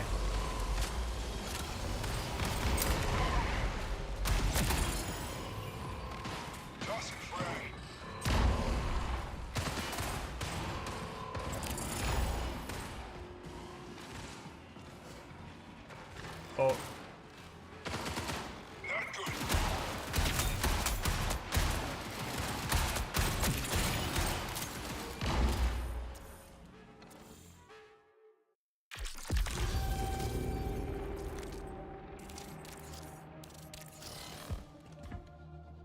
Don't put biolens and Terex seeds in the Cradle. Buy the blue and purple backpacks. It gives more XP. Okay, we need to make... I'm writing down all of these notes, okay? I'm going to make a document, and we're going to write down every single extra note that we can here.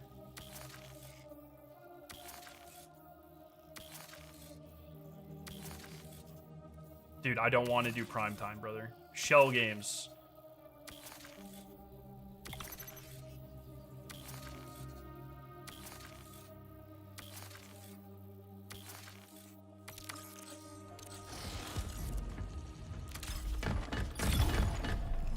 Pop up a Word doc here.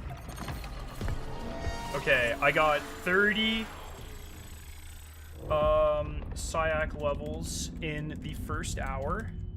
You get 15 carry by yourself per run, 24 with trios. Well, I guess it'd be 12 duos, 24 trios.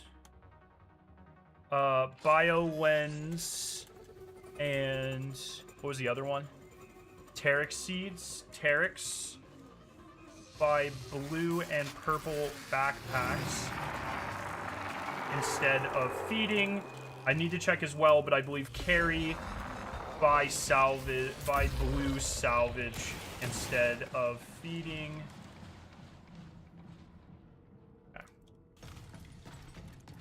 I gotta do something real quick after this run. Run without me. Yeah, if you pull the contract, CJ, and just ready up, we'll just run it, so you still get credit for it.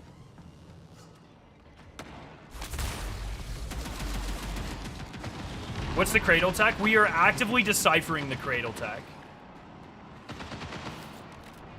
They're gonna nerf this tomorrow. Well, it's double faction rep right now, so if you want to farm this like optimally, you would do it today. But also it'll still be worth doing after. But if you get all the reward, oh my god, did you see how fucking fast that was? That was like a 30-second run.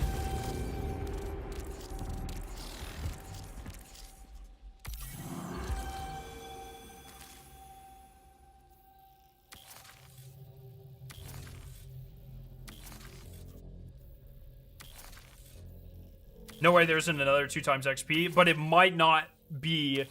So you can do this contract elsewhere, for sure. You could do it in normal cryo, really. But Vault Breaker is nice because you get the good starting kit, and you can die. It's there. You find everything in the first room. That's what makes it so fast, right? Like, it's a perfect culmination of you have free loot. There's no entry fee. And all these enemies are right in front of you when you spawn.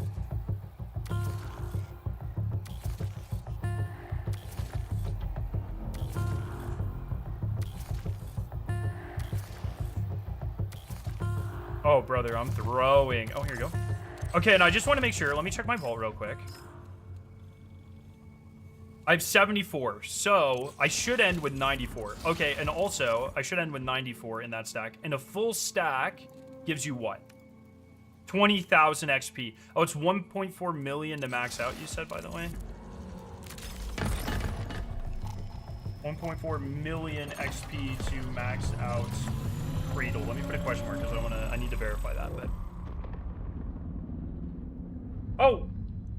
Also, we had another 10 levels, so... PALWORLD pack. While we load in.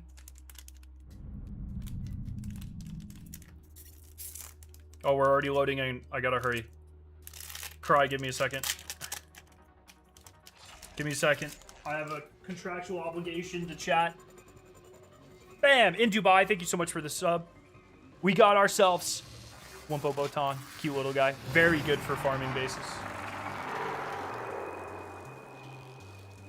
Serpent. Sphere workbench. Oh, sorry. Penking. Depresso. Vibes. Ooh, Ragnarok. And our shiny Hyron Nog. Fuck yeah.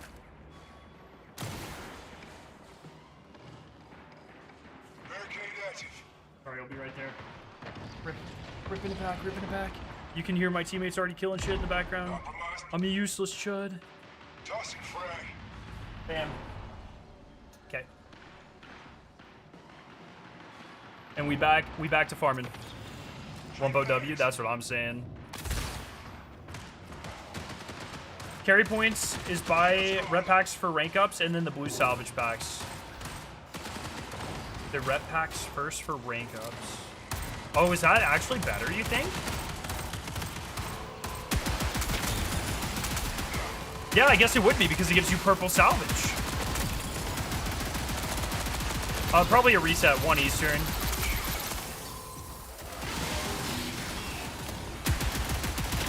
There's one more recruit there. We might have to go to the next room for the next recruit.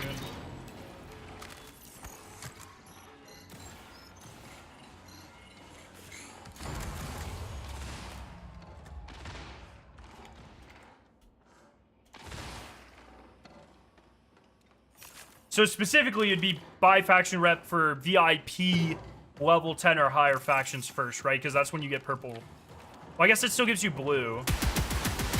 I don't know. This is more science we have to do here. Okay. My recommendation for Twitch is shows cross playing new Mistfall game. Another extraction game. I wonder if people have been enjoying that. Couldn't care. Oh, I need to see how much I need to see how much XP these contracts are giving me as well for the worm. I need to make sure I have 94 carry now.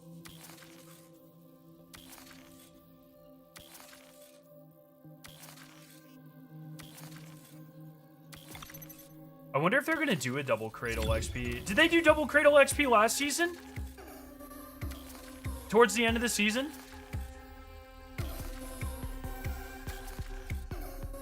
You think I should reset Cradle now? Yeah, probably. I don't think it'll make that big of a difference since there's 3 of us. Cradle season 2? Oh yeah. Sorry. That's right. That is how the flow of time works. Well, maybe they did do double Cradle XP last season and you chuds just didn't notice because there was no Cradle. Thoughts? Thoughts? I noticed it. You just got to be built different.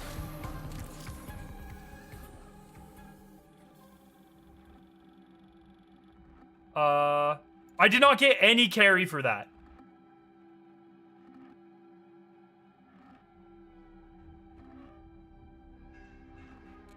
Why am I not getting carry? Is it because we're not X-filling? Is it because we're leaving the game? Will, okay, die. Die this run. Instead of leaving the game, CJ, and cry, let's die and bleed out.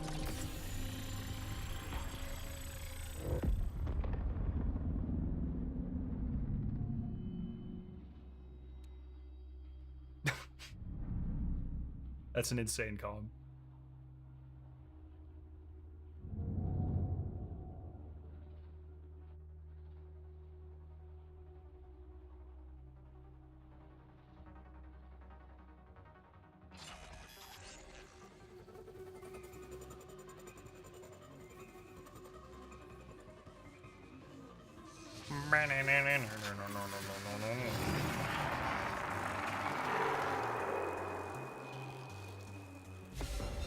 Need to successfully exfil for all carry? Then it's not gonna be worth it. Yeah, I think solo I was getting it for backing out.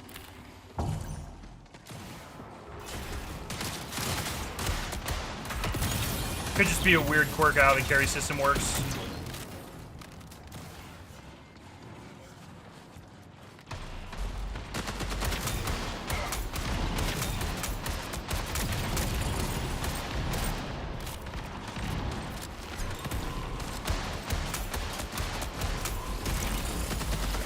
Two more recruits.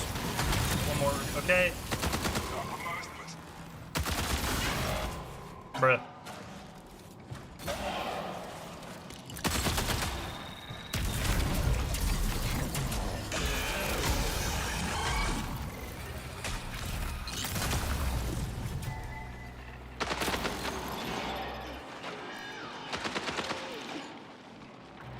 Bro, what are you looking at? Kill him. He's right in front of you.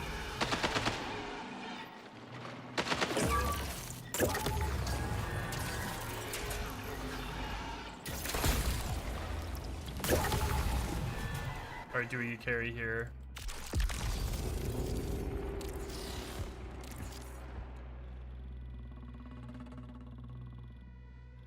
I did get carry.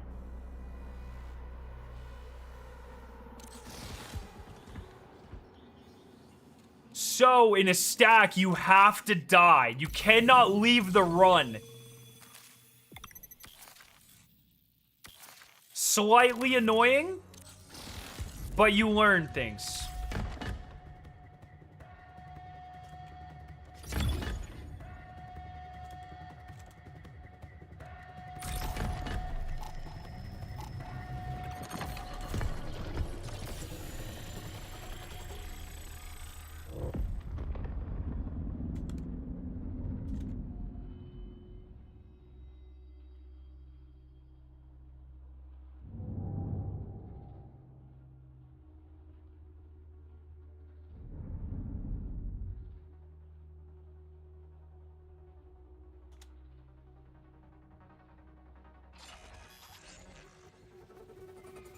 And it does keep us in the party, that's true.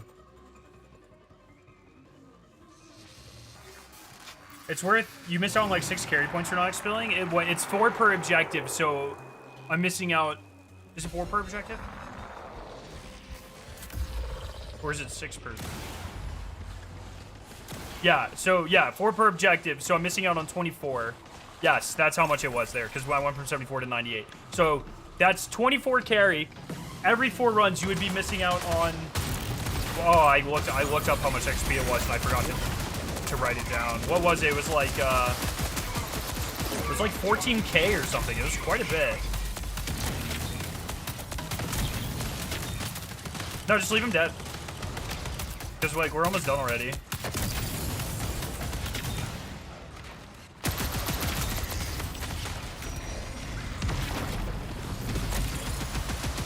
We got one more recruit here, and I'll kill recruit here, and we're done. I'll die here. Yeah, see, that's optimal.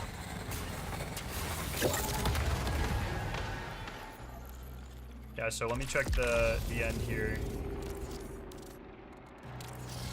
And then the run report, it should tell you how much you got. Yeah. Yep. And then once again, a full stack of carry, which you get approximately every 4 runs, gives you 20k. Oh my god.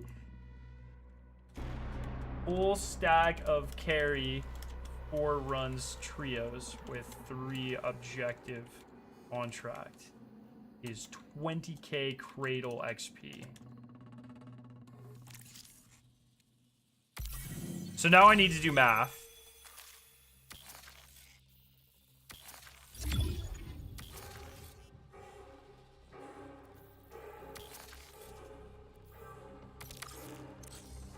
$24 carry per run trios, correct. 4 runs gives you 20k XP. 1.4 million. Divided by 20k.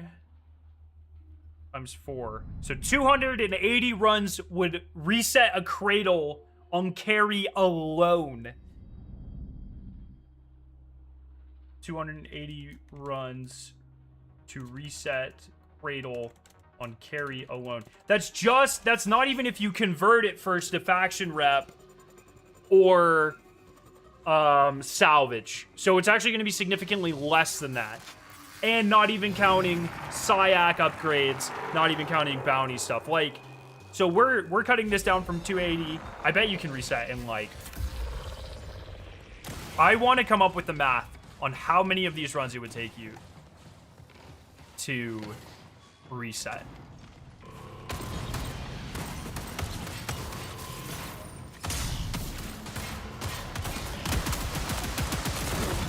And I want to do it, we are farming on double rep right now, but I want to come up with the map on normal. On your normal faction rep modifier. That was just a recruit that spawned right there, right?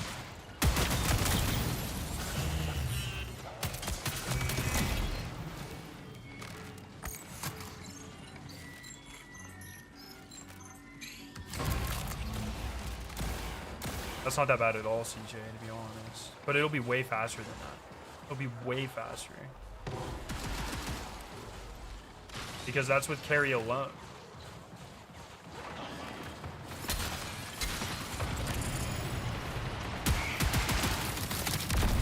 Oh, these guys will kill you so fucking fast. Shoot me, ho!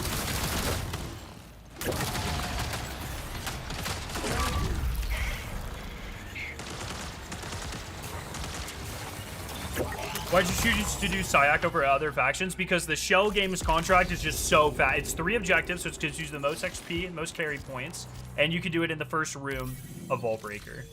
I keep forgetting to hover over the worm and see how much XP that is.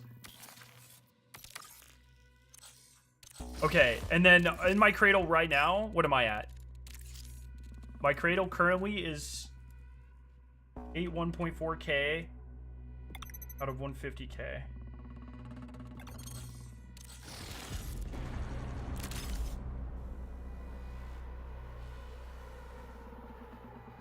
You can see the run report on the menu, but I'm getting the worm from the contract, not the run.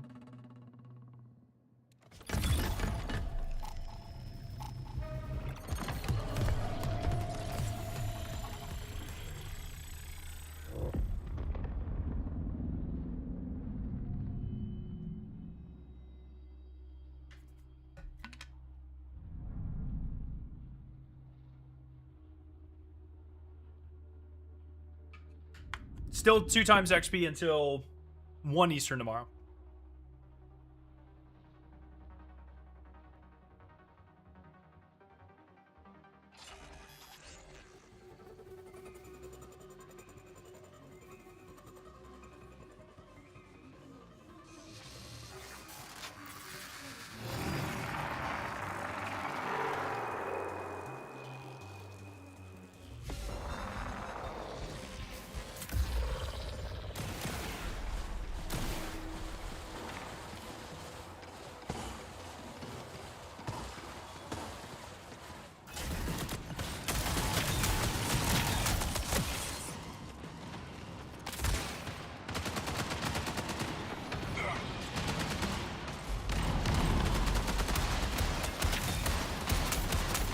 guess the main reason to do other factions is if one of the factions gives you like if NewCal is more likely to give you backpacks and that ranks you up faster or something.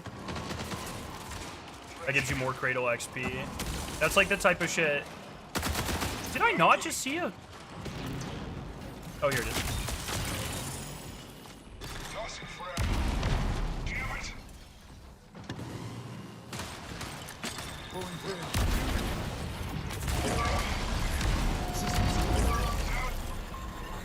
There's gonna be some engineers that are gonna look at the logs tomorrow morning and at work and an eyebrow will be raised. Dude, we're cranking it. All right, so when I turn, let me make sure. So my Cradle should not have gone up at all. It should be at 81.4. This worm here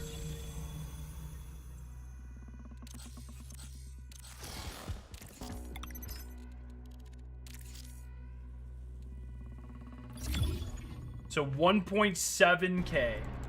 So worm reward on contract is 1.7K Cradle XP, which seems like nothing. That's such a small.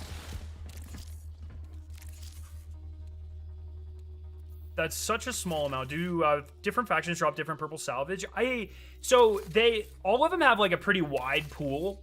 But I think they are more likely to drop a specific one.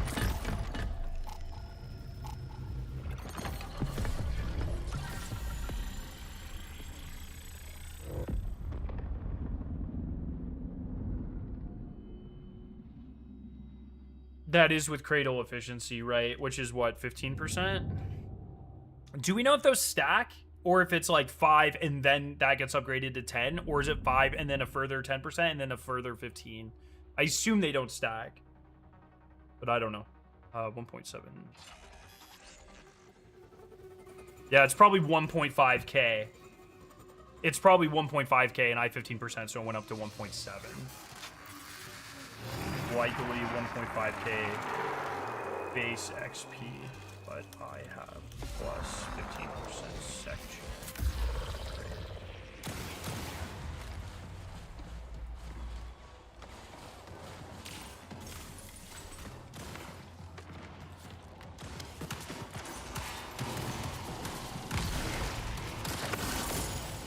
Oh, dude, CJ, that's crazy fucking knowledge that you just ball dropped in chat. That's sick.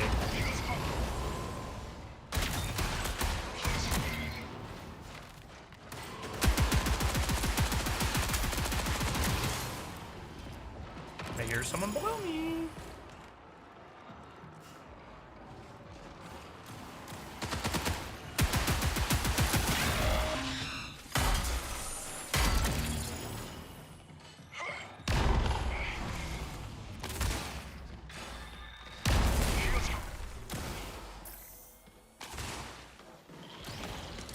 Tossing frag.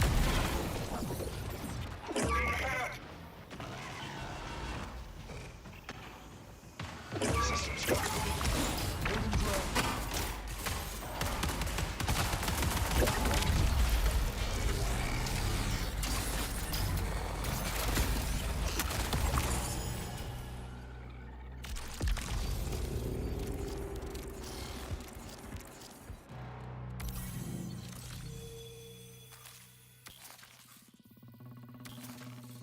Oh!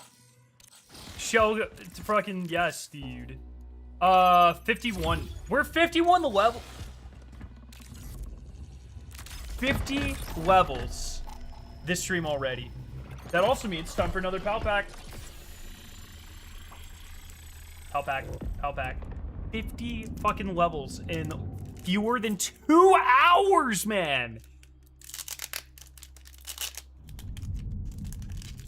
That's fucking insane.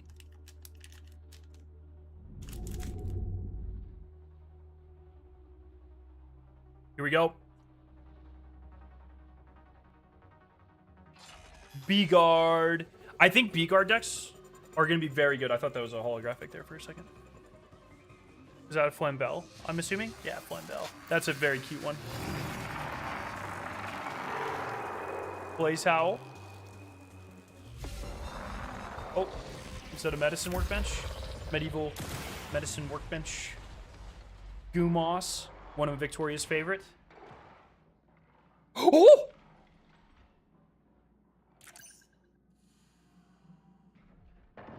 Oh! We got a full art! That jump scared me, dude. Yes!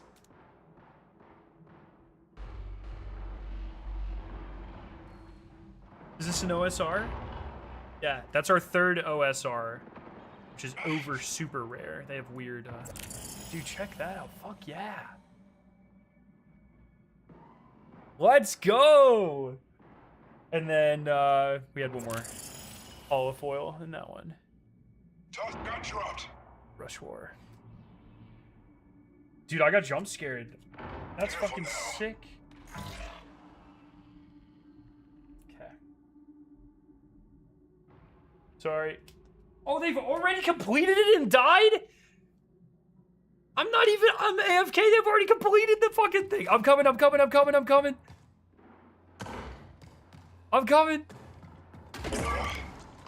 coming. GG's, fellas.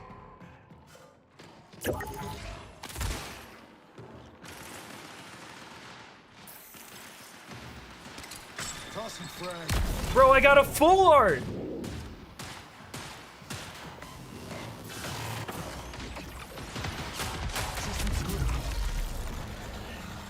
I was fucking freaking out. My bad.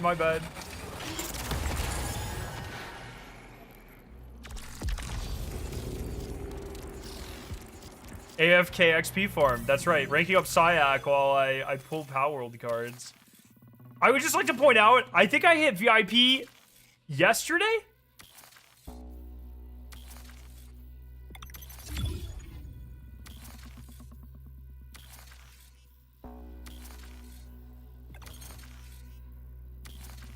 Oh, come on.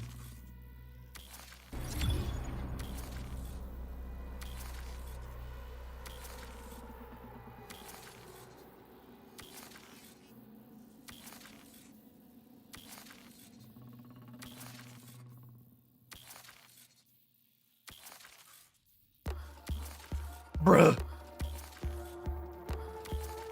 Dude, I'm getting shafted! Dude, I hit VIP today. Yes. While doing this farm with you, and I'm already level 15. That's good, because that means we'll get more XP for your contracts as well. That's awesome.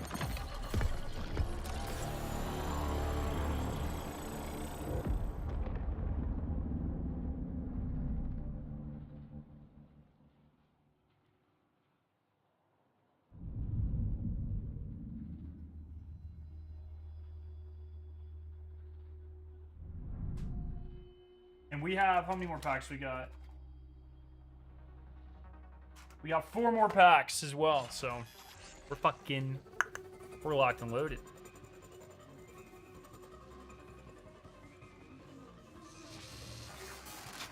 Oh, cry. It's fine.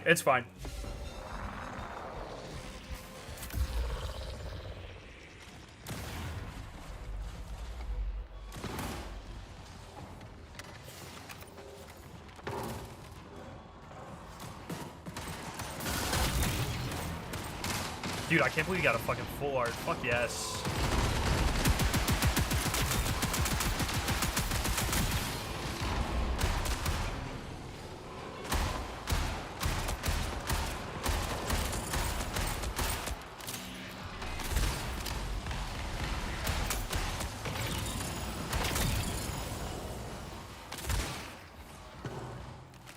I think there's still a guy here. Come on.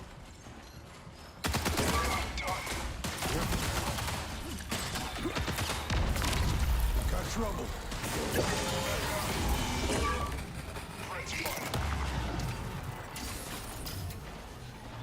Ah, you get to see my cool emblem this way too. Fuck yeah.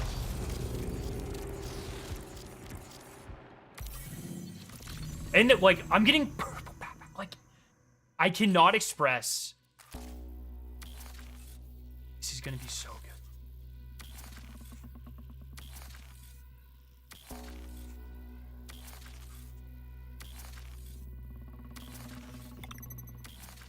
Bro, how'd you get fucking how'd you two get it so fast? What the fuck?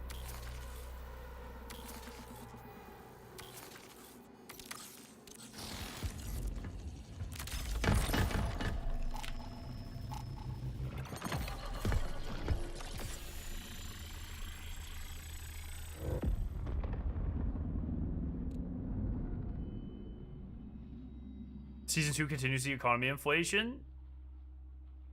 I'm getting cash even though I'm re-rolling. Yeah.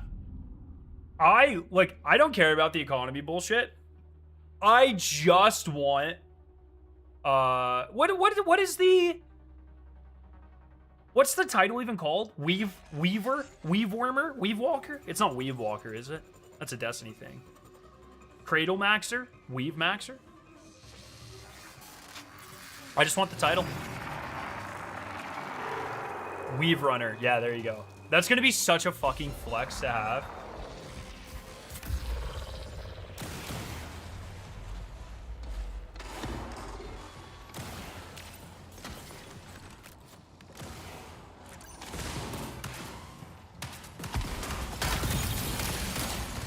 And once again, I don't think I'll get it this season, but this is like definitely a way to put a pretty healthy chunk of progress into it.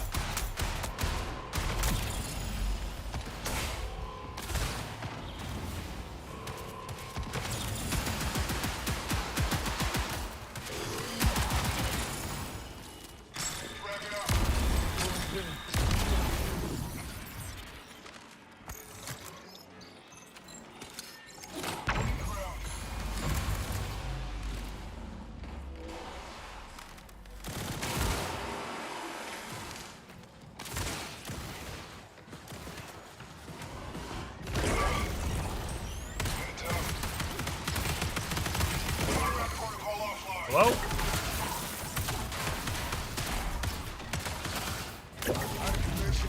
I was starting to think I found an invincibility glitch. Why would you not get it? You'll easily get it doing this? Because most of our progress is coming from the fact that it's double XP. And that ends tomorrow.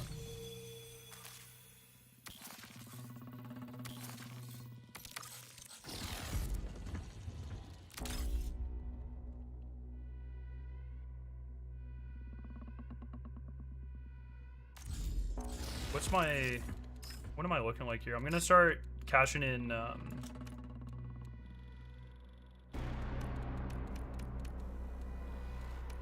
oh my god.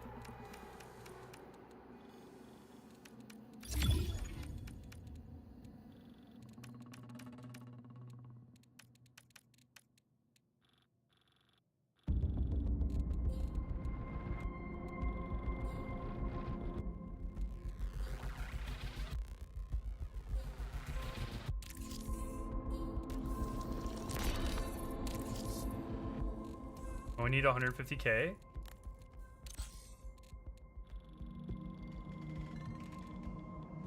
Wait, sorry, give me a second.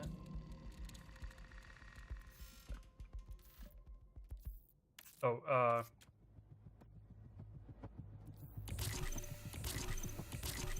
okay, and then also these. By that. Oh, and then we're gonna do these.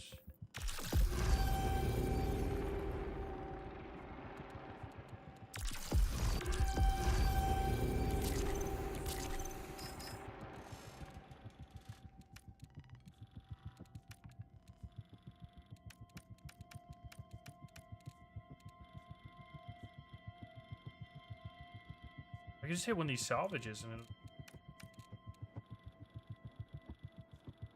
like, if I just hit like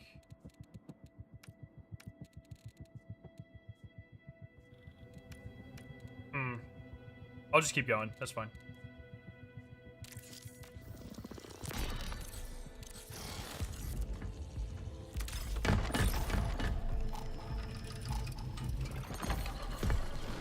Yeah, selling for credits is a good one as well. Drop the shield and nade yourself rather than run in the next room. That's a really fucking good idea. That's a great idea.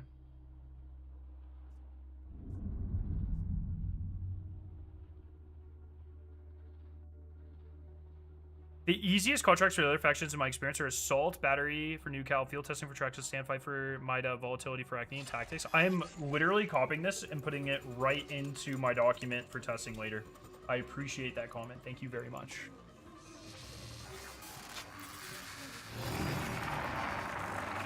I also, things I still need to figure out, how much Cradle XP a single purple salvage gives you.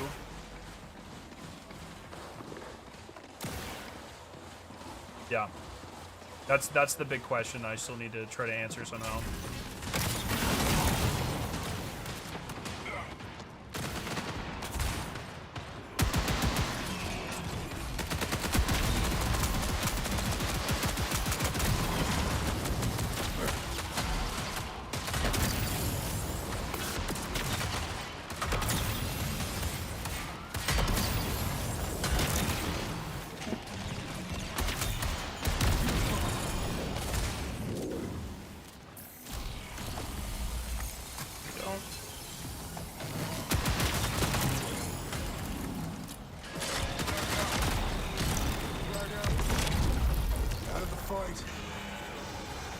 Oh, did I accidentally kill it? My bad.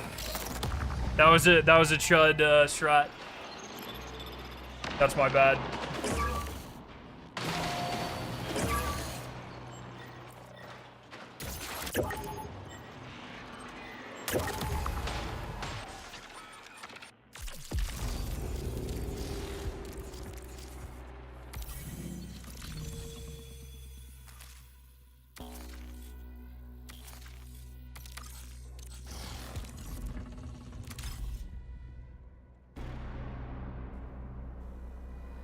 I swear to God, Assault with batteries is very hard to roll. The RNG and some had me think they were daily limits at one point. I need to track how many different bounties there are as well, or contracts there are. Because I feel like some factions have way more than others. But that could just be like, I haven't like actually sat down and looked at a list. So I could just be totally off base with that.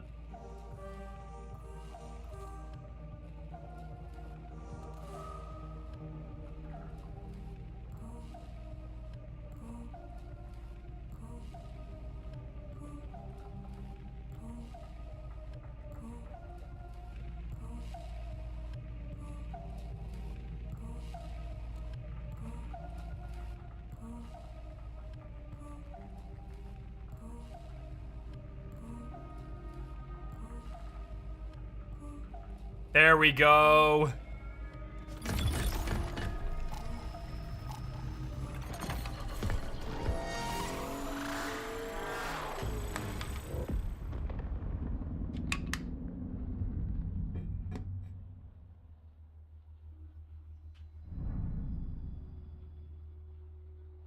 I feel like primetime is way more likely than shell games, but it could be because we're rolling for shell games. I think that might be it, because I've noticed that too. But there is the dopamine hit when you get shell games in like 2 is nice. A shell game goes from 2 to 3 at VIP level 10. When is the jump from 1 to 2? Is it at level 20 or is it at VIP 1?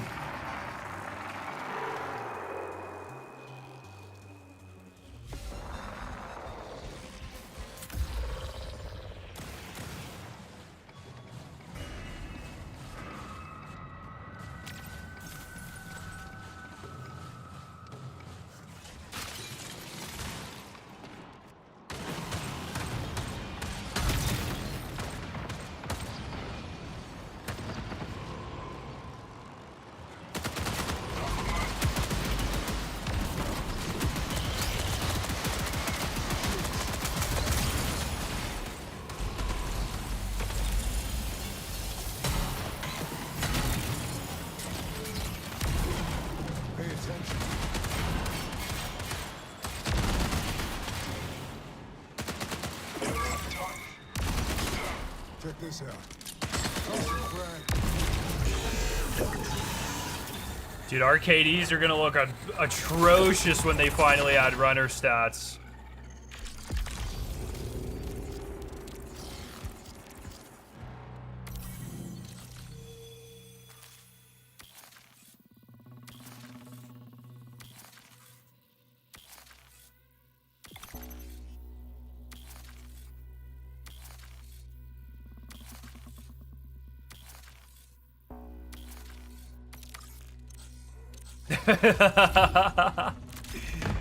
Hey, we all got it pretty fast there. That's like, yes. See, this is what I love.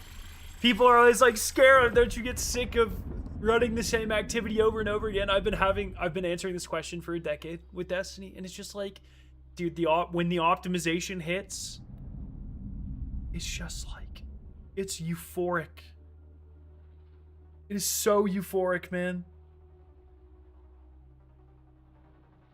Yeah, my cryo exfil rate's gonna be in the gutter after the past couple of days of doing this. It's brutal.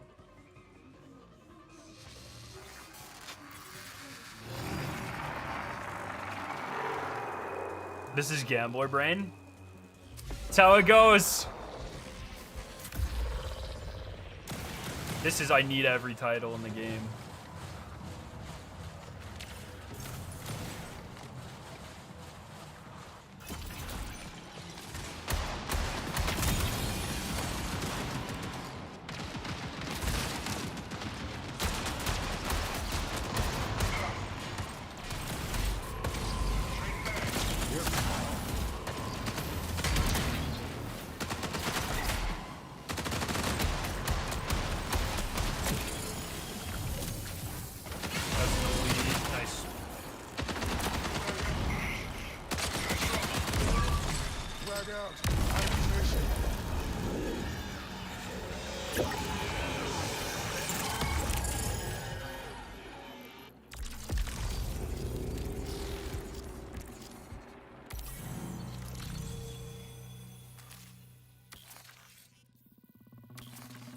We get to open a pack next run.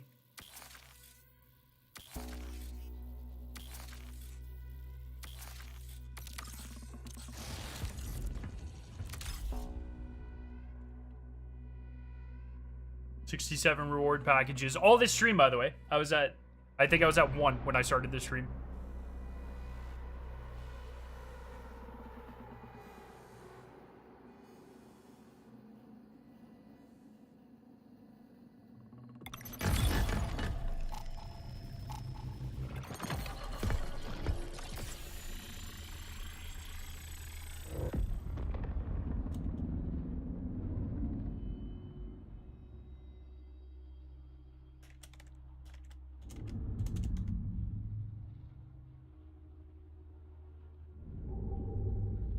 How much credit rep does it give you per run? So we haven't done the exact math yet because we haven't turned in our packages, and I don't know how much purple salvage gives you, or purple backpacks, or blue backpacks. So there's a lot of number questions I have to answer. Raw XP shadows, it gives you the biggest thing that I can say is doing this trios gives you 24 carry rep a run. 100 carry rep gives you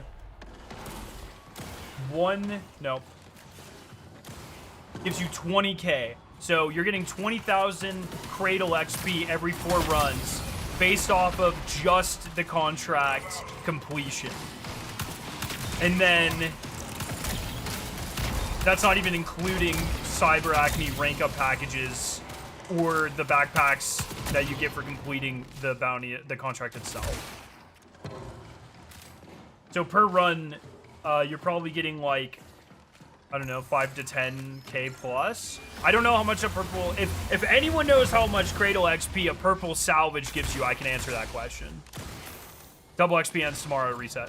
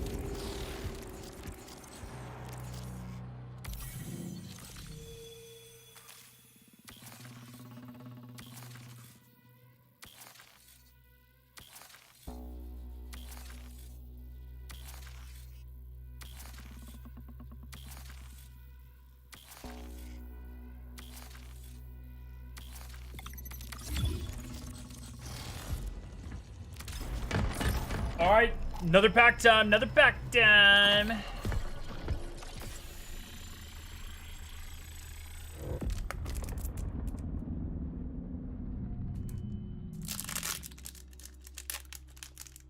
think we only have 2 or 3 left after this.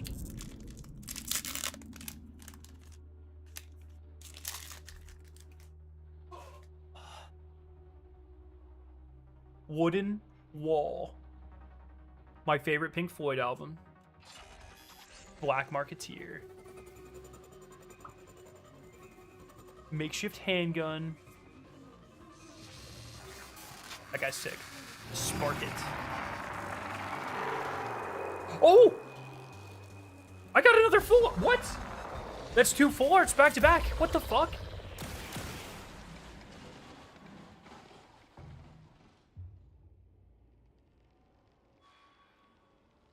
The shiny tick. Holy shit. What the fuck is happening?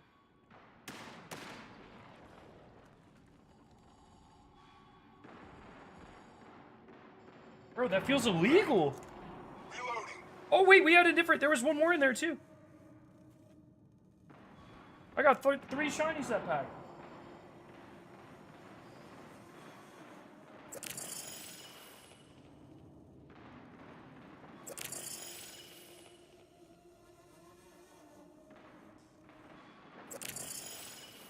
And my amazing teammates have once again completed it while I was AFK. That's how fast this is. All right, let me see if this... Can I...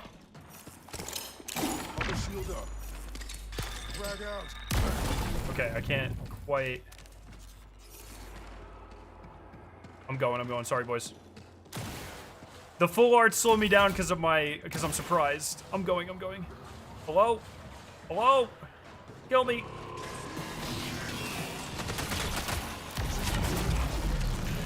Okay. Marketeer does give Orion buffs. That's a really good point.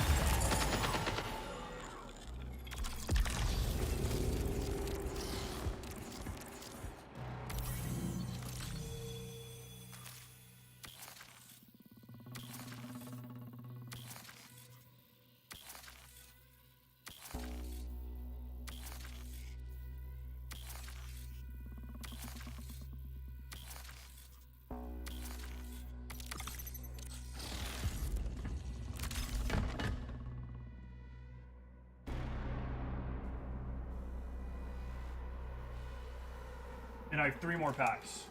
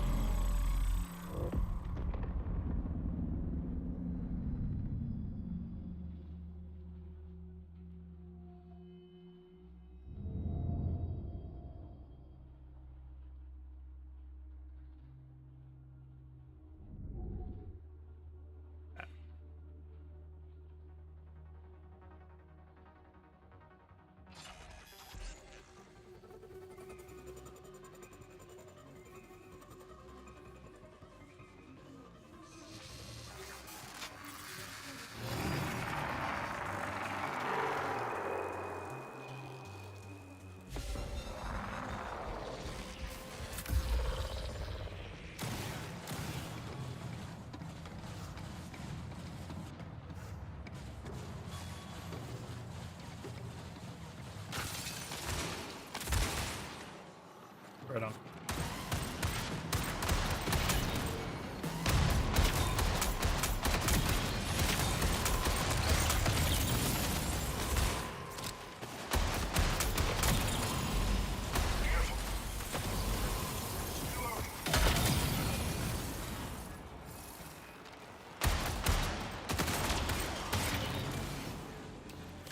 Sorry if you already mentioned this, but are you getting 210 rep? Is it not 165? When you hit VIP level 10, contracts objectives start to offer or reward 210 instead of 165. At the beginning of the season, each of them are only 120, I believe.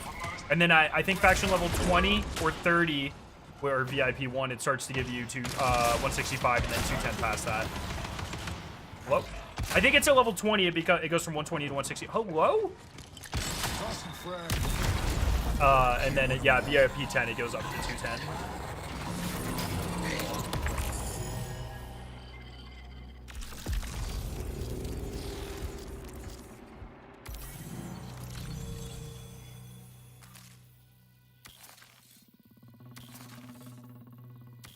Of course.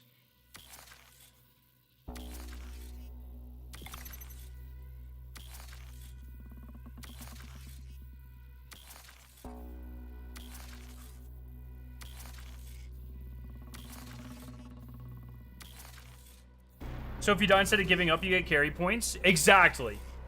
Exactly. So we spent like the first hour leaving and I wasn't getting carry points because of that.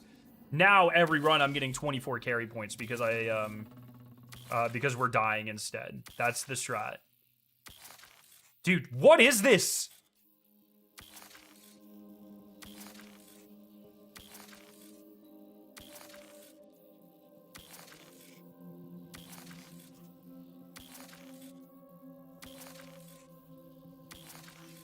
Oh my god. Oh.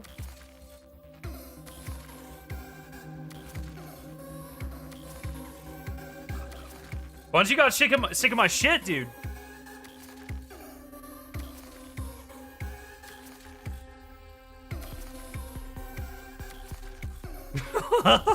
What is happening?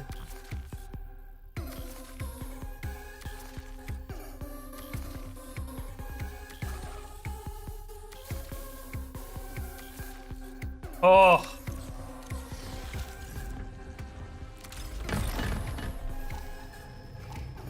We're good. We're locked in. Hey, Scare, have you ever thought about any Destiny enemy you'd like to see brought or reskinned for Marathon? I think Fallen Walkers would be great enemy variety. Yeah. I think this is one thing we were talking about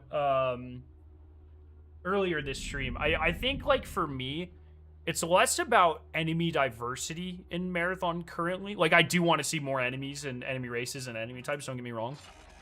But as the game starts to also expand to include PvE, I think one thing that'll be really important is that the PvE enemies are just, like, fun to play against. So, like, right now, the UESC are designed in a way to be annoying and, like, slow you down and do DOT and, like, make you make noise. Like, they're not designed in the same way that Destiny enemies are, where Destiny enemies are just, like, fun to play against and shoot. Because they have a different design philosophy behind them. And so really what I would love to see carried over from Destiny more than anything isn't a specific type of enemy. It would be sort of the approach they take to making enemy races in Destiny, which is fun to play against and not designed to purposely be annoying type of thing. Except for the Dread. The Dread are designed to be annoying, but everything else is good.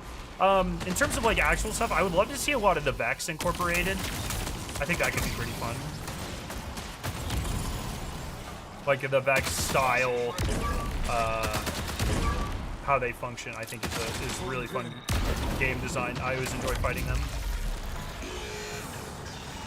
Can you deal damage to yourself with any of the shells? Yeah.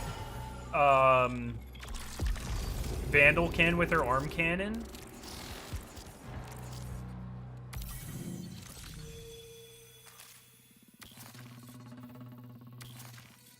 I assume Sentinel can, if you get on top of your mine and shoot it, but I don't know. I've never tried it.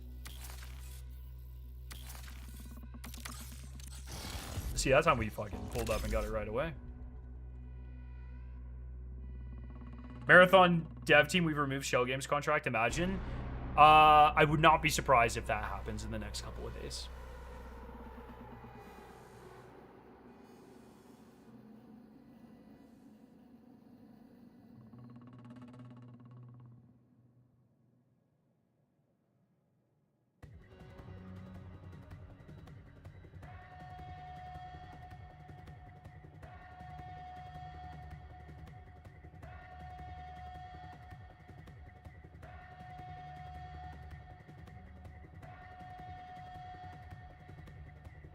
I'm sorry to ask this, but my friends call me gay for playing this game and beat me up. Are they right?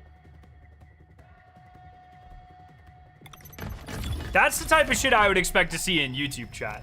The fuck are you doing in Twitch chat?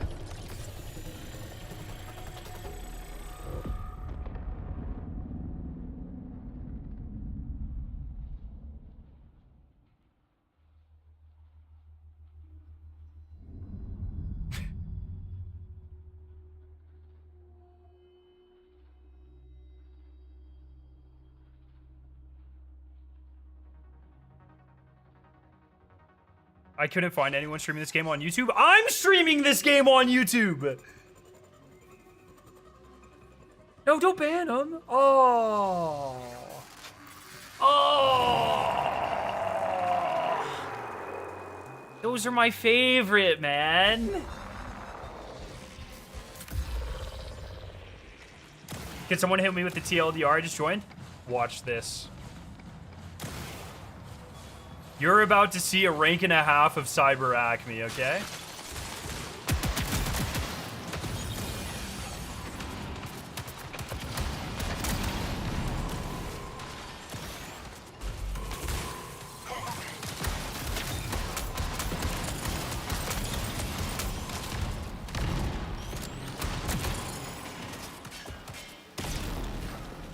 Oh, this is a slow run too, damn.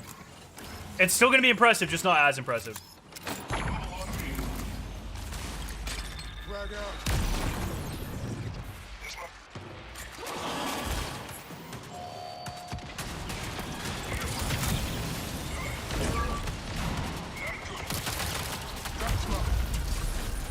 So that was a rank and a half of Cyber Acme.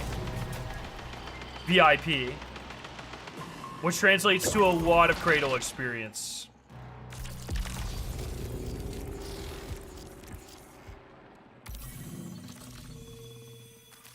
Now we do it again.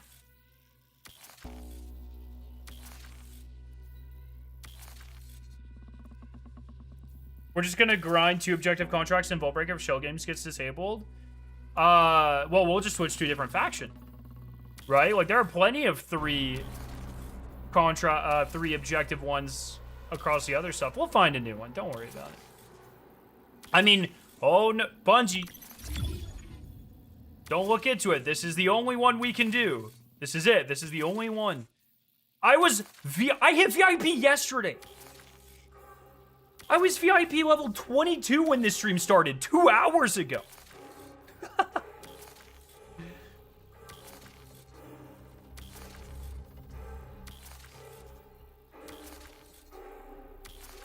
Oh, come on, get me in there.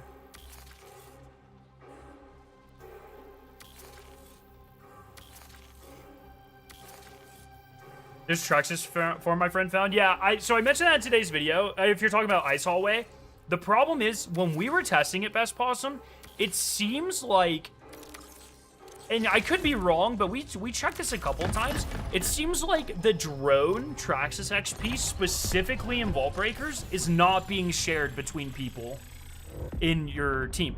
So, like, only the person that actually destroys the drone gets the XP. That's what it was looking like. How do you feel about no weapon can't fight? It gives fantasies and heals and gives about a level of VIP Cyber Acme.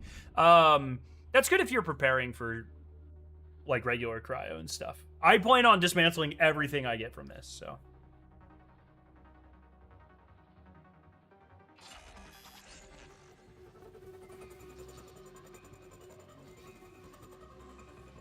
Hey, after this run, we get to pull another pack.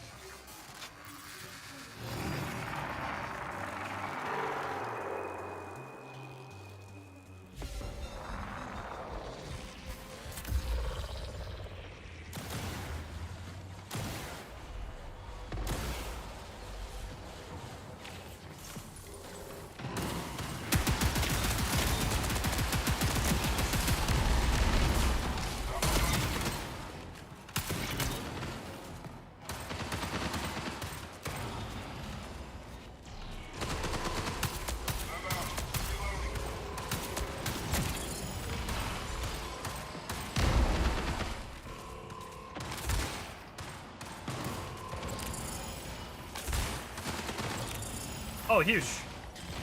Oh, and we still got Treads on the field. Let's go.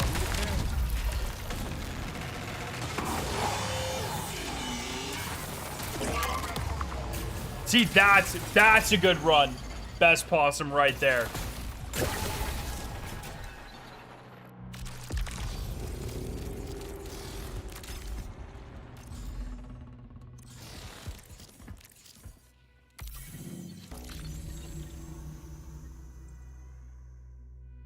Backpack with flavor text. Yes.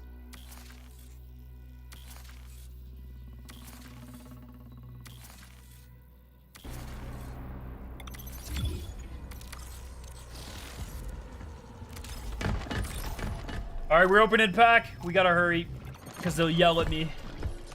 We're opening the pack. PALWORLD. Let's do it. Okay. This image. Bam. Dire Howl. Bam. Farming hat. That's what we're wearing right now. Guide. Primitive furnace.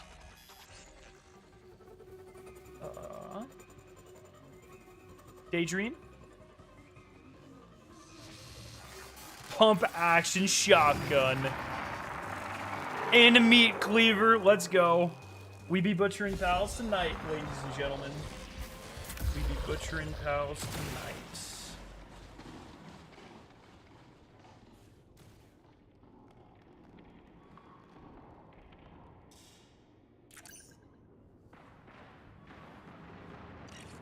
Attention. I'm paying attention. I'm paying attention. Let's go.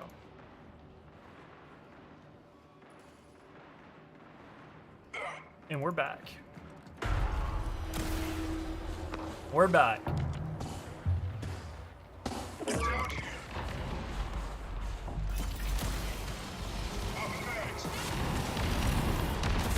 Oh, Jesus.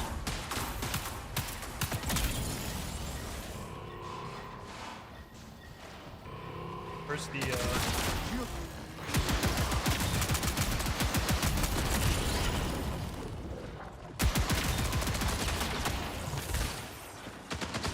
Where's boss at?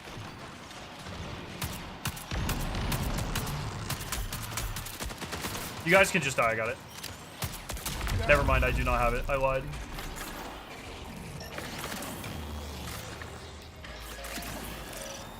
Here, over here.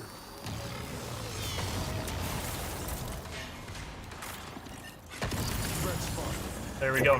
Huge. Remember I was like, I got it, and then I bob and weaved, and then I died. Hi, since I've been starting for a minute, I gotta go till, I got till Monday, pay to go. I was wondering if anyone could spare I hope everything, oh, I didn't mean to leave. Hope everything works out for you, brother.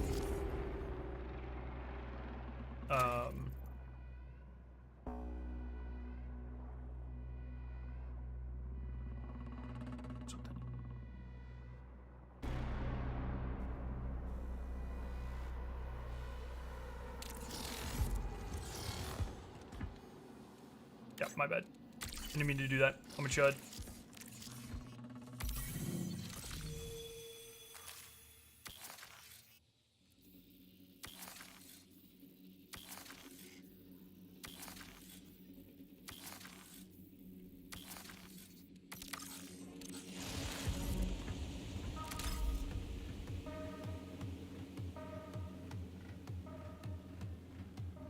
Building commander gives you data? What data?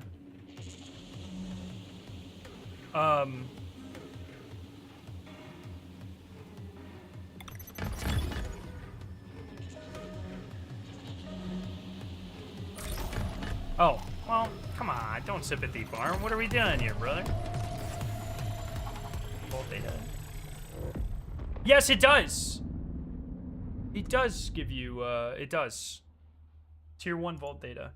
Is Tier 1 vault data worth any, Cradle stuff?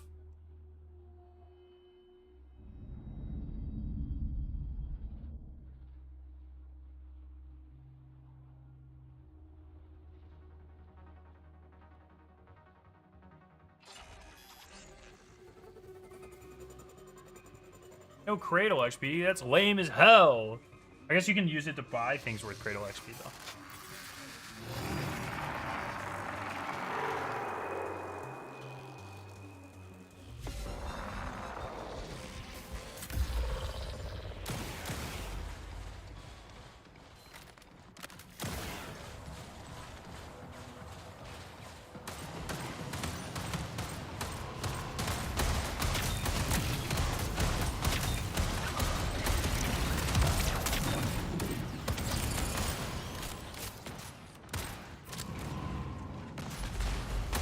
I think most keys give you 1K.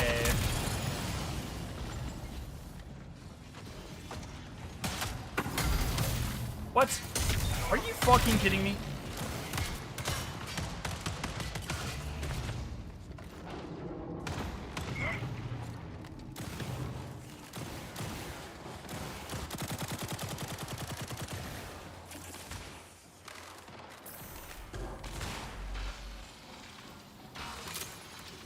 I haven't evolved my Cradle. I've been saving everything for one big, like, push.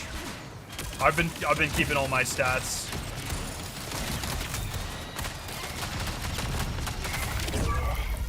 Did we even get it?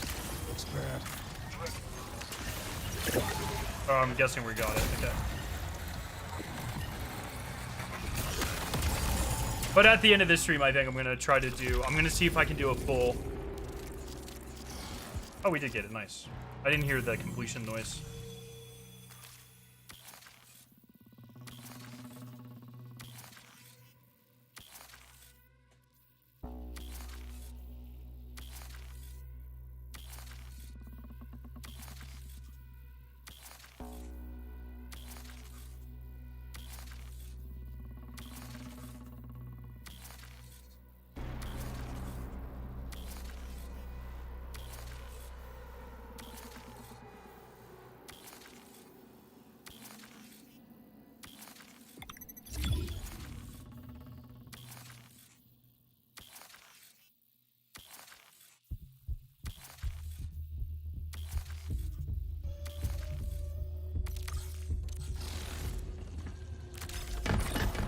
It's getting pretty hosed there, I'm not gonna lie.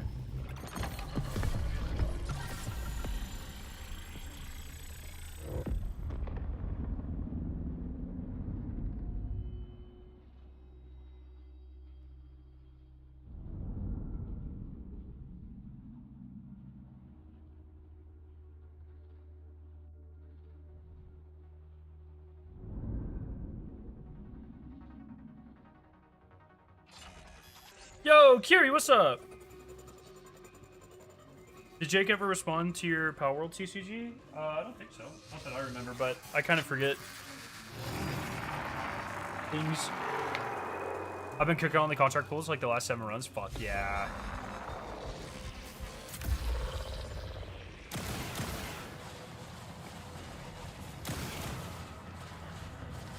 Tempted to buy some. I've been really enjoying it. It's a fun hobby that, or it's a fun thing for me and Victoria to do. Because we've both never been big, like, card people, and so it's like it's a cool opportunity to try something new.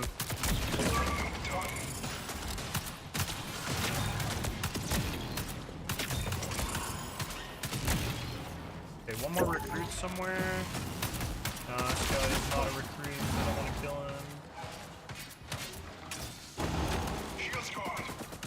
We'll go to the next room real quick. Can you screw up and crunch a bunch of salvage, but the overflow that exceeds the cap doesn't transfer to the next level? So I have wondered this too. I would assume overflow does not go into the next evolution.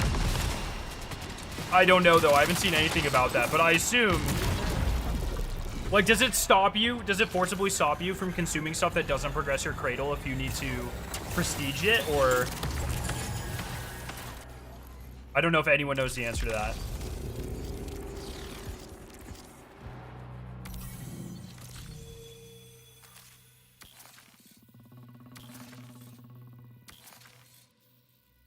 This stream would be better if it was on Pocket Cast. Dude, true. I haven't made a Pocket Cast joke on Escape Will Make Me Pod in a while. I need to do that. I need to bring that back.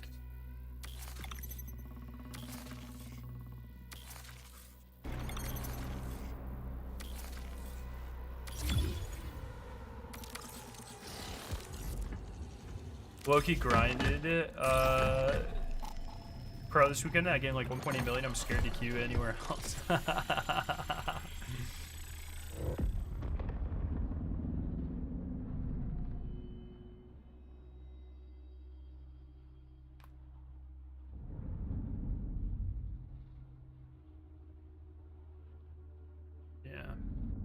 Are there any topics you guys would like us to talk about on the pod that we haven't talked about in a while or at all? Because like I said, we're probably going to record in the next couple of days. And I don't think we don't really have too much to talk about. Although I know as soon as we upload the video, Bungie's going to be like, here's a preview for Season 3.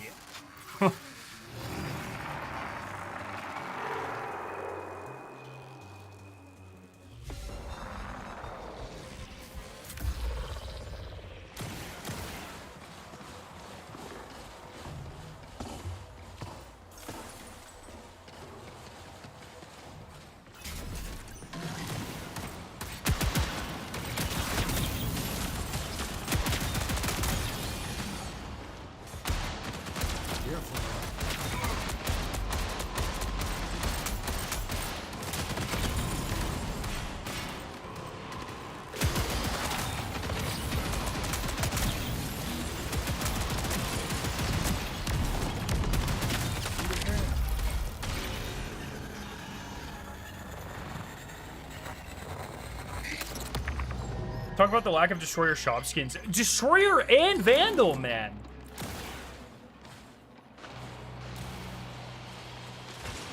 It's straight up disrespectful out here.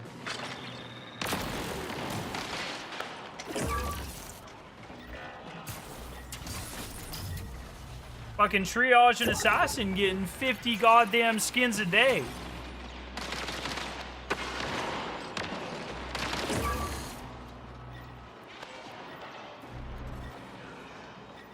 Why do you die so quickly?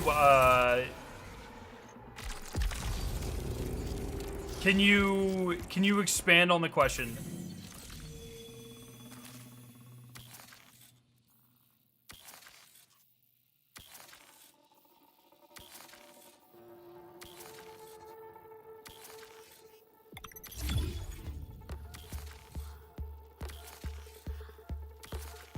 And Rook skins, yeah. Why are there no Rook skins? What's the method you are attempting to reproduce? I'm not attempting to reproduce any method. We are successfully grinding. Every time we die, that's about 1.5 to 2 Cyber Acme levels.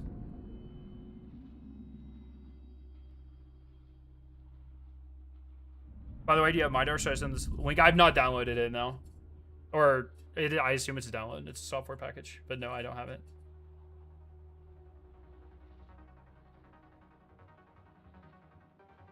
Yeah, what is the method you're attempting to reproduce? We are the method.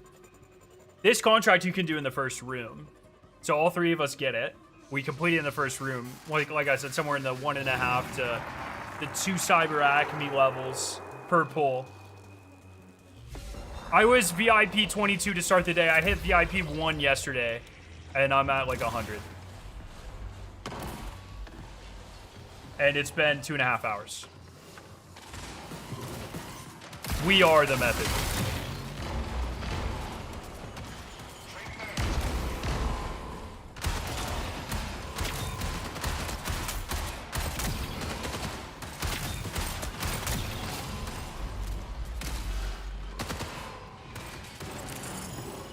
I think Glitch is probably the least played runner. Do you think?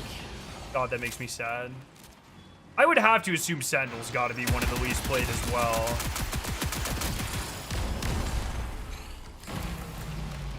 But yeah, I think it probably would make, because I think Vandal and Destroyer have 2 of the highest skill ceilings, so it actually would make sense that they're like the least played, I guess. Oh, is that a... Just movement characters in general.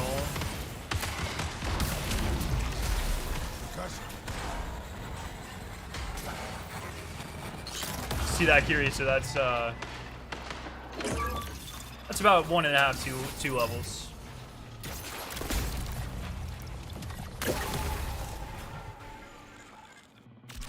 I also think it's a new PALWORLD pack. It is a new PALWORLD pack. Fuck yeah.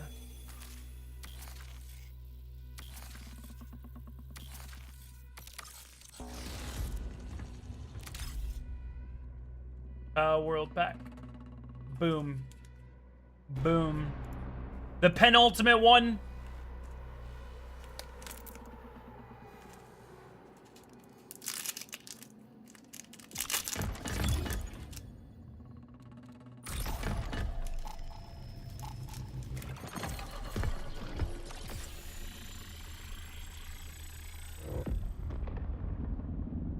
Dark Cannon. Ruby. That's a fun looking card. Oh, no spoilers. No spoilers. Celery.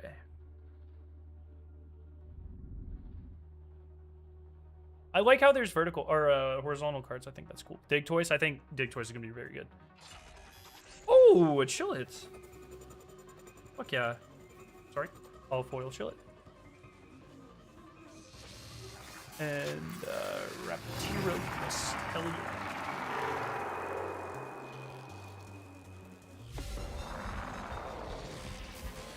One final pack.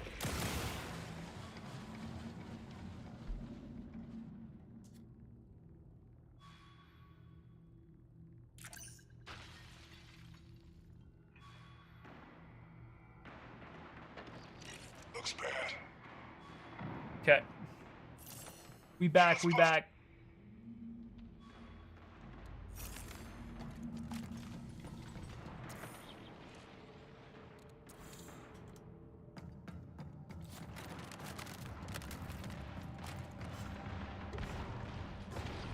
Any shitpost idea? I haven't done my blender for the day.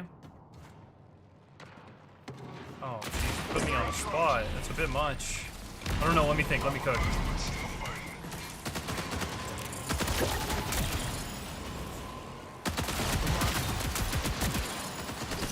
Pulling pin. Combat protocol.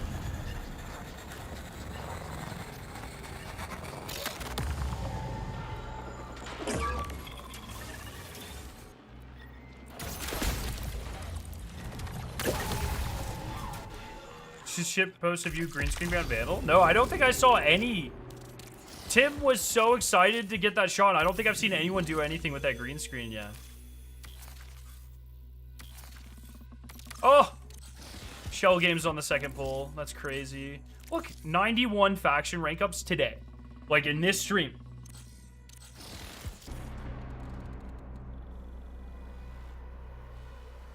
Oh my god, dude. Oh my god.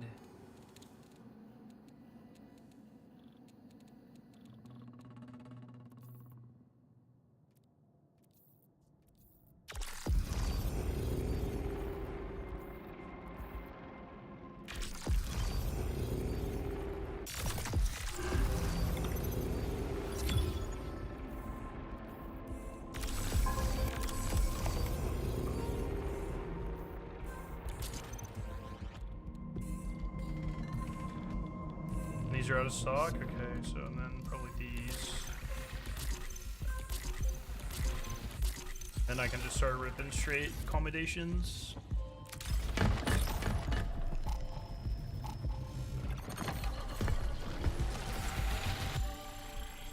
Oh, I did see that. Yes, I did see that. That's good. That's good.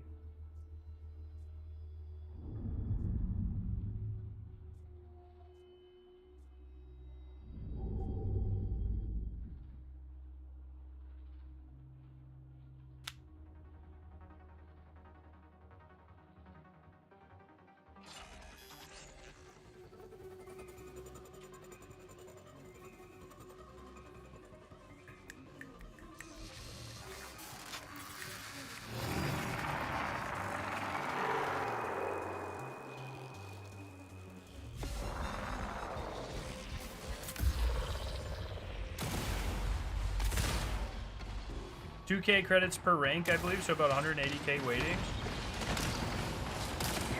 Oh. 3.5 hours VIP 108, all solo. Dude, fuck yes. Fuck yes. The Shell Games method is undefeated. Need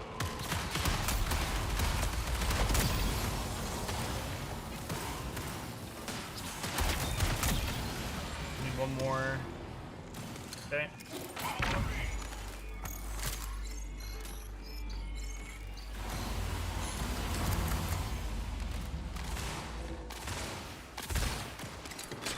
pin. Out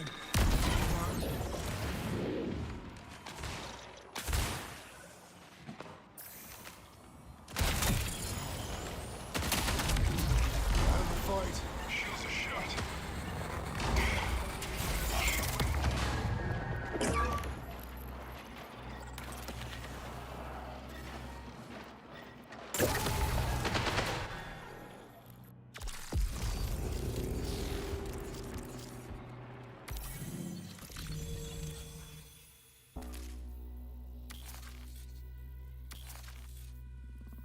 I'll probably go until I get so 6 more packages. I'll probably go 6 more packages, and then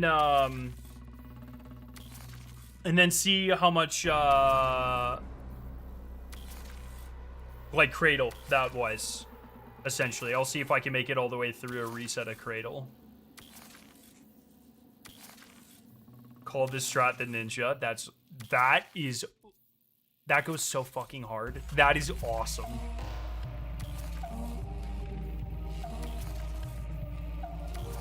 Is the secret farm to play solo? You can do it very fast solo. It is going to be faster in trios, but it's still it is like faster than any other thing that you can do in trios solo.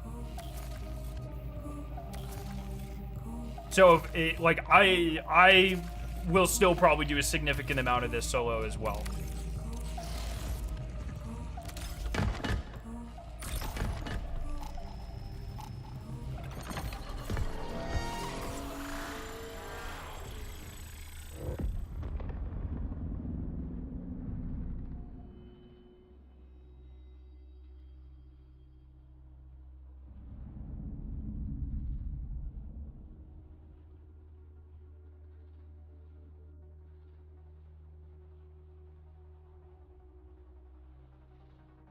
Only if you get tilted every time? Yeah. Yeah.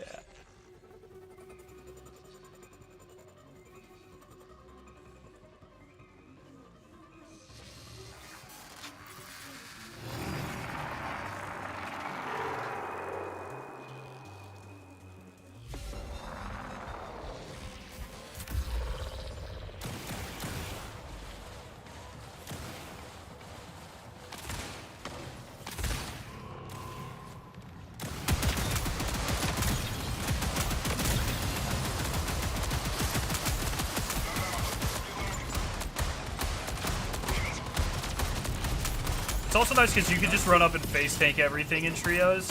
You have to play it a little slower in solos. So it's nice, like the speed component is definitely underrated here. That's a blue. That's fine. Oh shit. Oh! Chucked my nade into nowhere. Whee! What? Why didn't I take fall damage from that? Bruh, shoot me.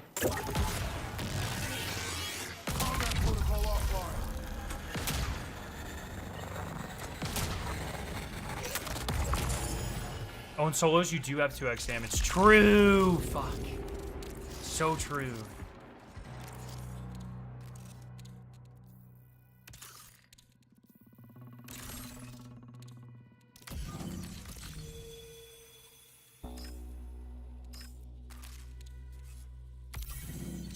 Oh, purple backpack, let's fucking go.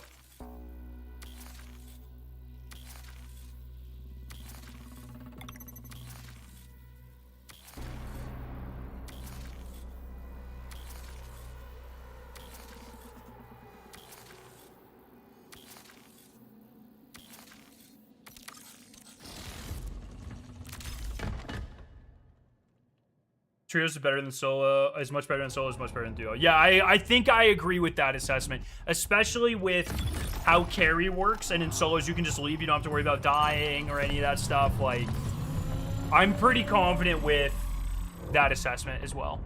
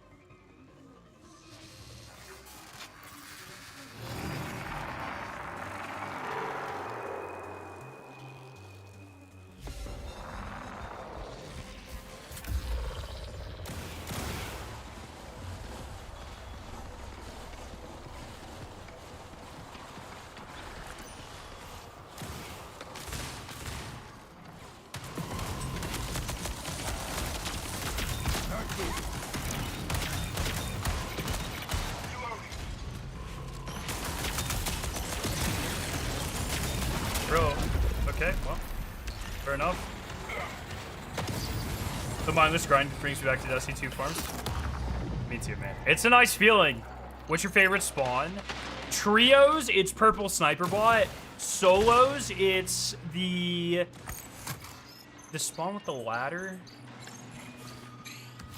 I'm thinking. I think it's either steerage or revival. I think it's steerage solo. The one with the ladder on the left side that you can climb up on top of the building. That shit is so good.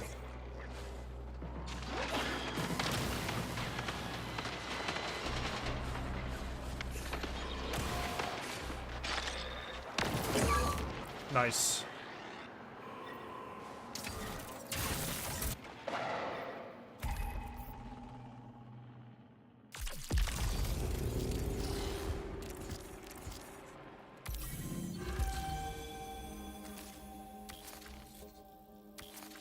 Oh, we're winning so freaking hard.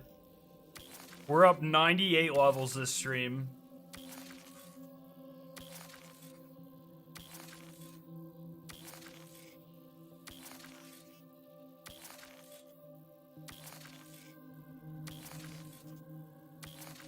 And we get to open our last pack of PALWORLD this run.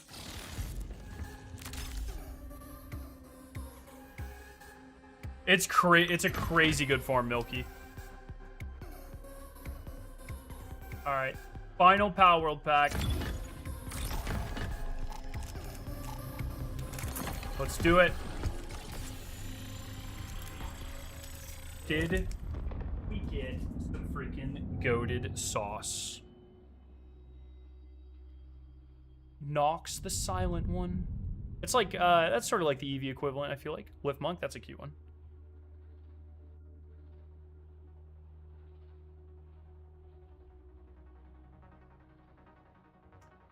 Tyrant, good one.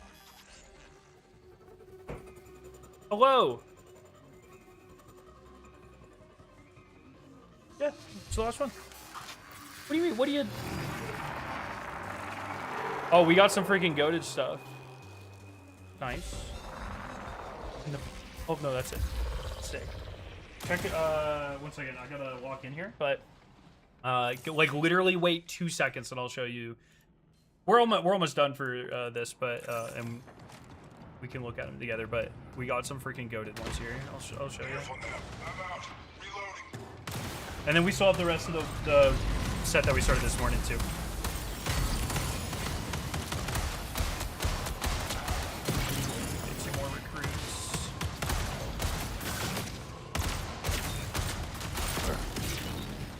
Recruits.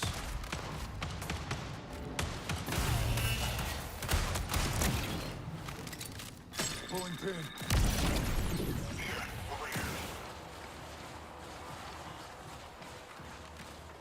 Where can one obtain them? I think they're pretty much out everywhere right now, but it's the PALWORLD TCG stuff. It's online once they get stuff back. I don't know if there's actually secret crowd, but there's a door I want you to go look at. Is it one of the red ones? Because that actually... People have told me about those quite a bit. That's where you come out of the vaults.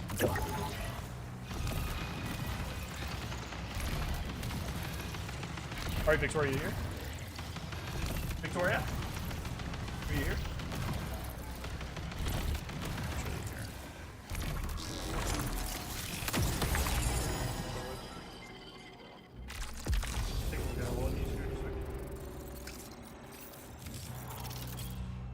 Those two.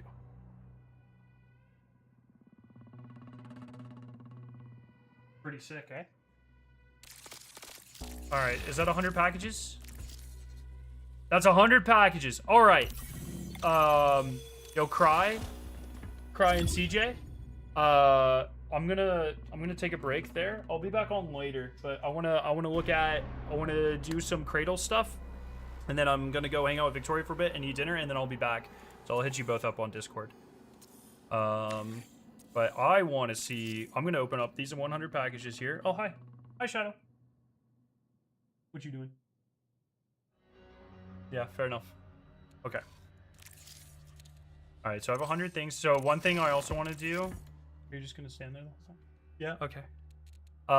One thing I also want to do is... try to get my... So my Cradle is currently, what, like 69, right? So I need to just bump... Nice. Thank you. It maxes out at 70, so I'm almost maxed out. So I just want to max this out real quick, so I'm going to sell my backpacks.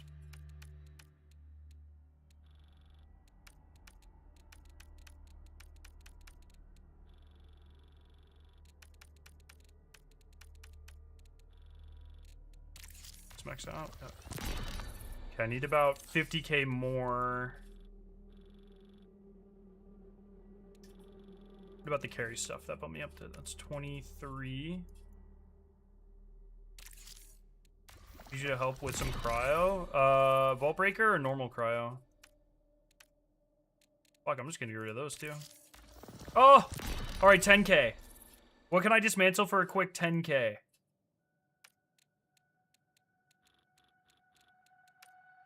That's 3k. That's 6k. 8k.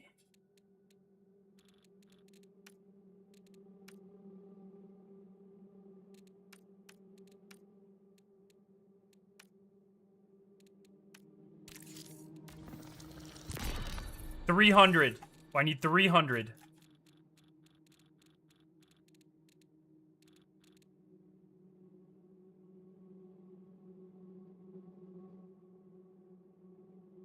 I can get you one Cradle evolution every 2 runs? No, you fucking can't. You're not at 7 resets. What? Oh, 300k.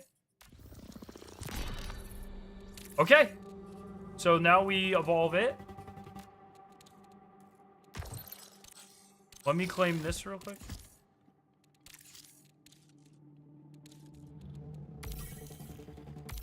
Bam, got the worm. The worm's actually, that's a really sick fucking...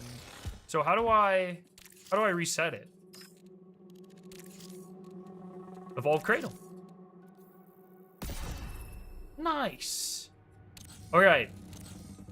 So now we're gonna turn in... Well, let me get the codex as well.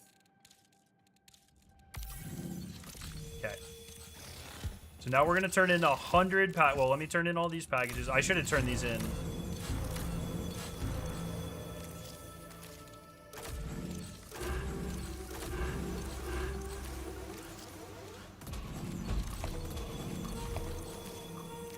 If you kill compiler, grab attachments bag, only gold salvage, and Cradle everything possible, it goes fast. A whole reset.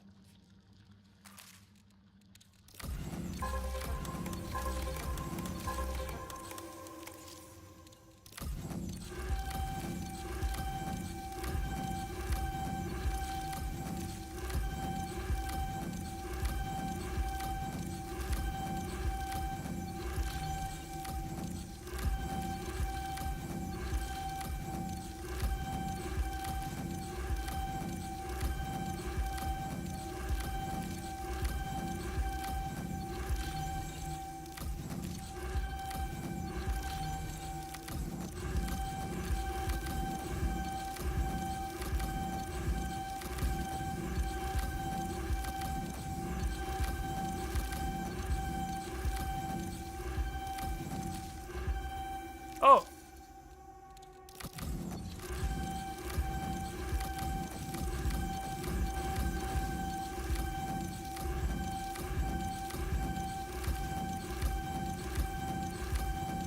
I'm gonna take that off.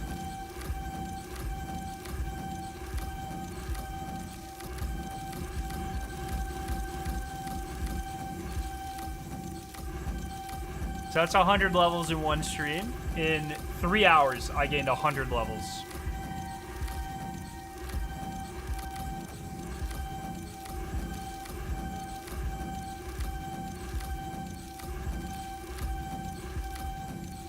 There we go.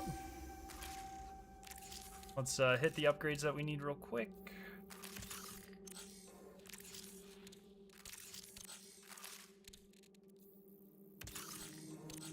Okay, and then we're gonna go to our armory, our vault.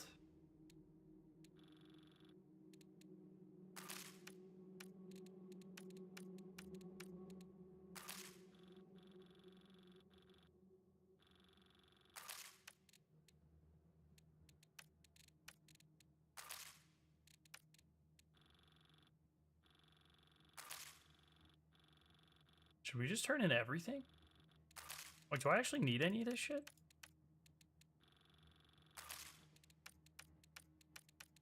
Do I just fucking send it? Oh, wait, I was told, wait. I was told Violence and Terex blues. Buy blue backpacks for Violence and Terex. Is that the cyber?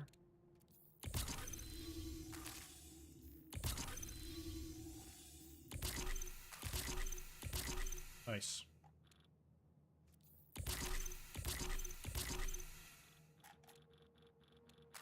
You missed the blue, they're good? Alright. I'll sell all the purple though, fuck them. Purple's for chuds, that's what I always say. Doesn't everyone always say that? Purple's for chuds?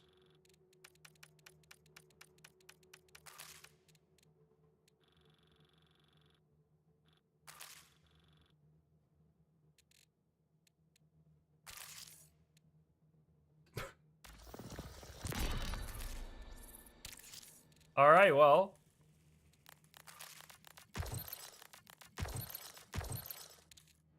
0 to 54.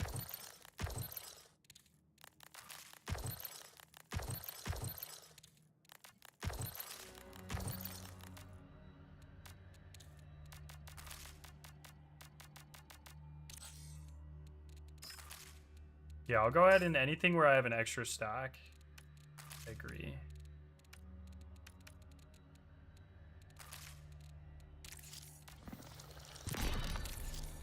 So all the way up to 60. Wow. So in this stream, we've almost done, in 3 hours, an entire fucking Cradle evolution. Pretty close. So.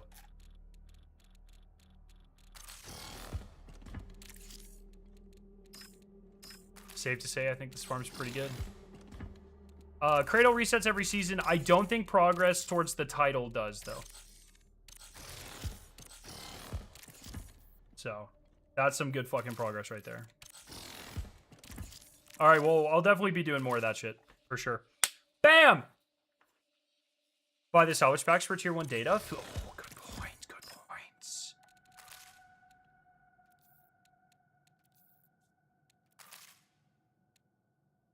I didn't get that much. I didn't get too much there. But good point nonetheless. Alright. I'm gonna go eat dinner. Thank you everyone for hanging out. This shit is so much fucking fun. Definitely more farming to be had. To be had, my friend. And yeah. Oh yeah. Everybody, have a fantastic night. I love your faces. Thank you to my friends for helping me farm, CJ and Cradle. Appreciate you both, my friends. And yeah, I'll see you guys very soon. Have a good night.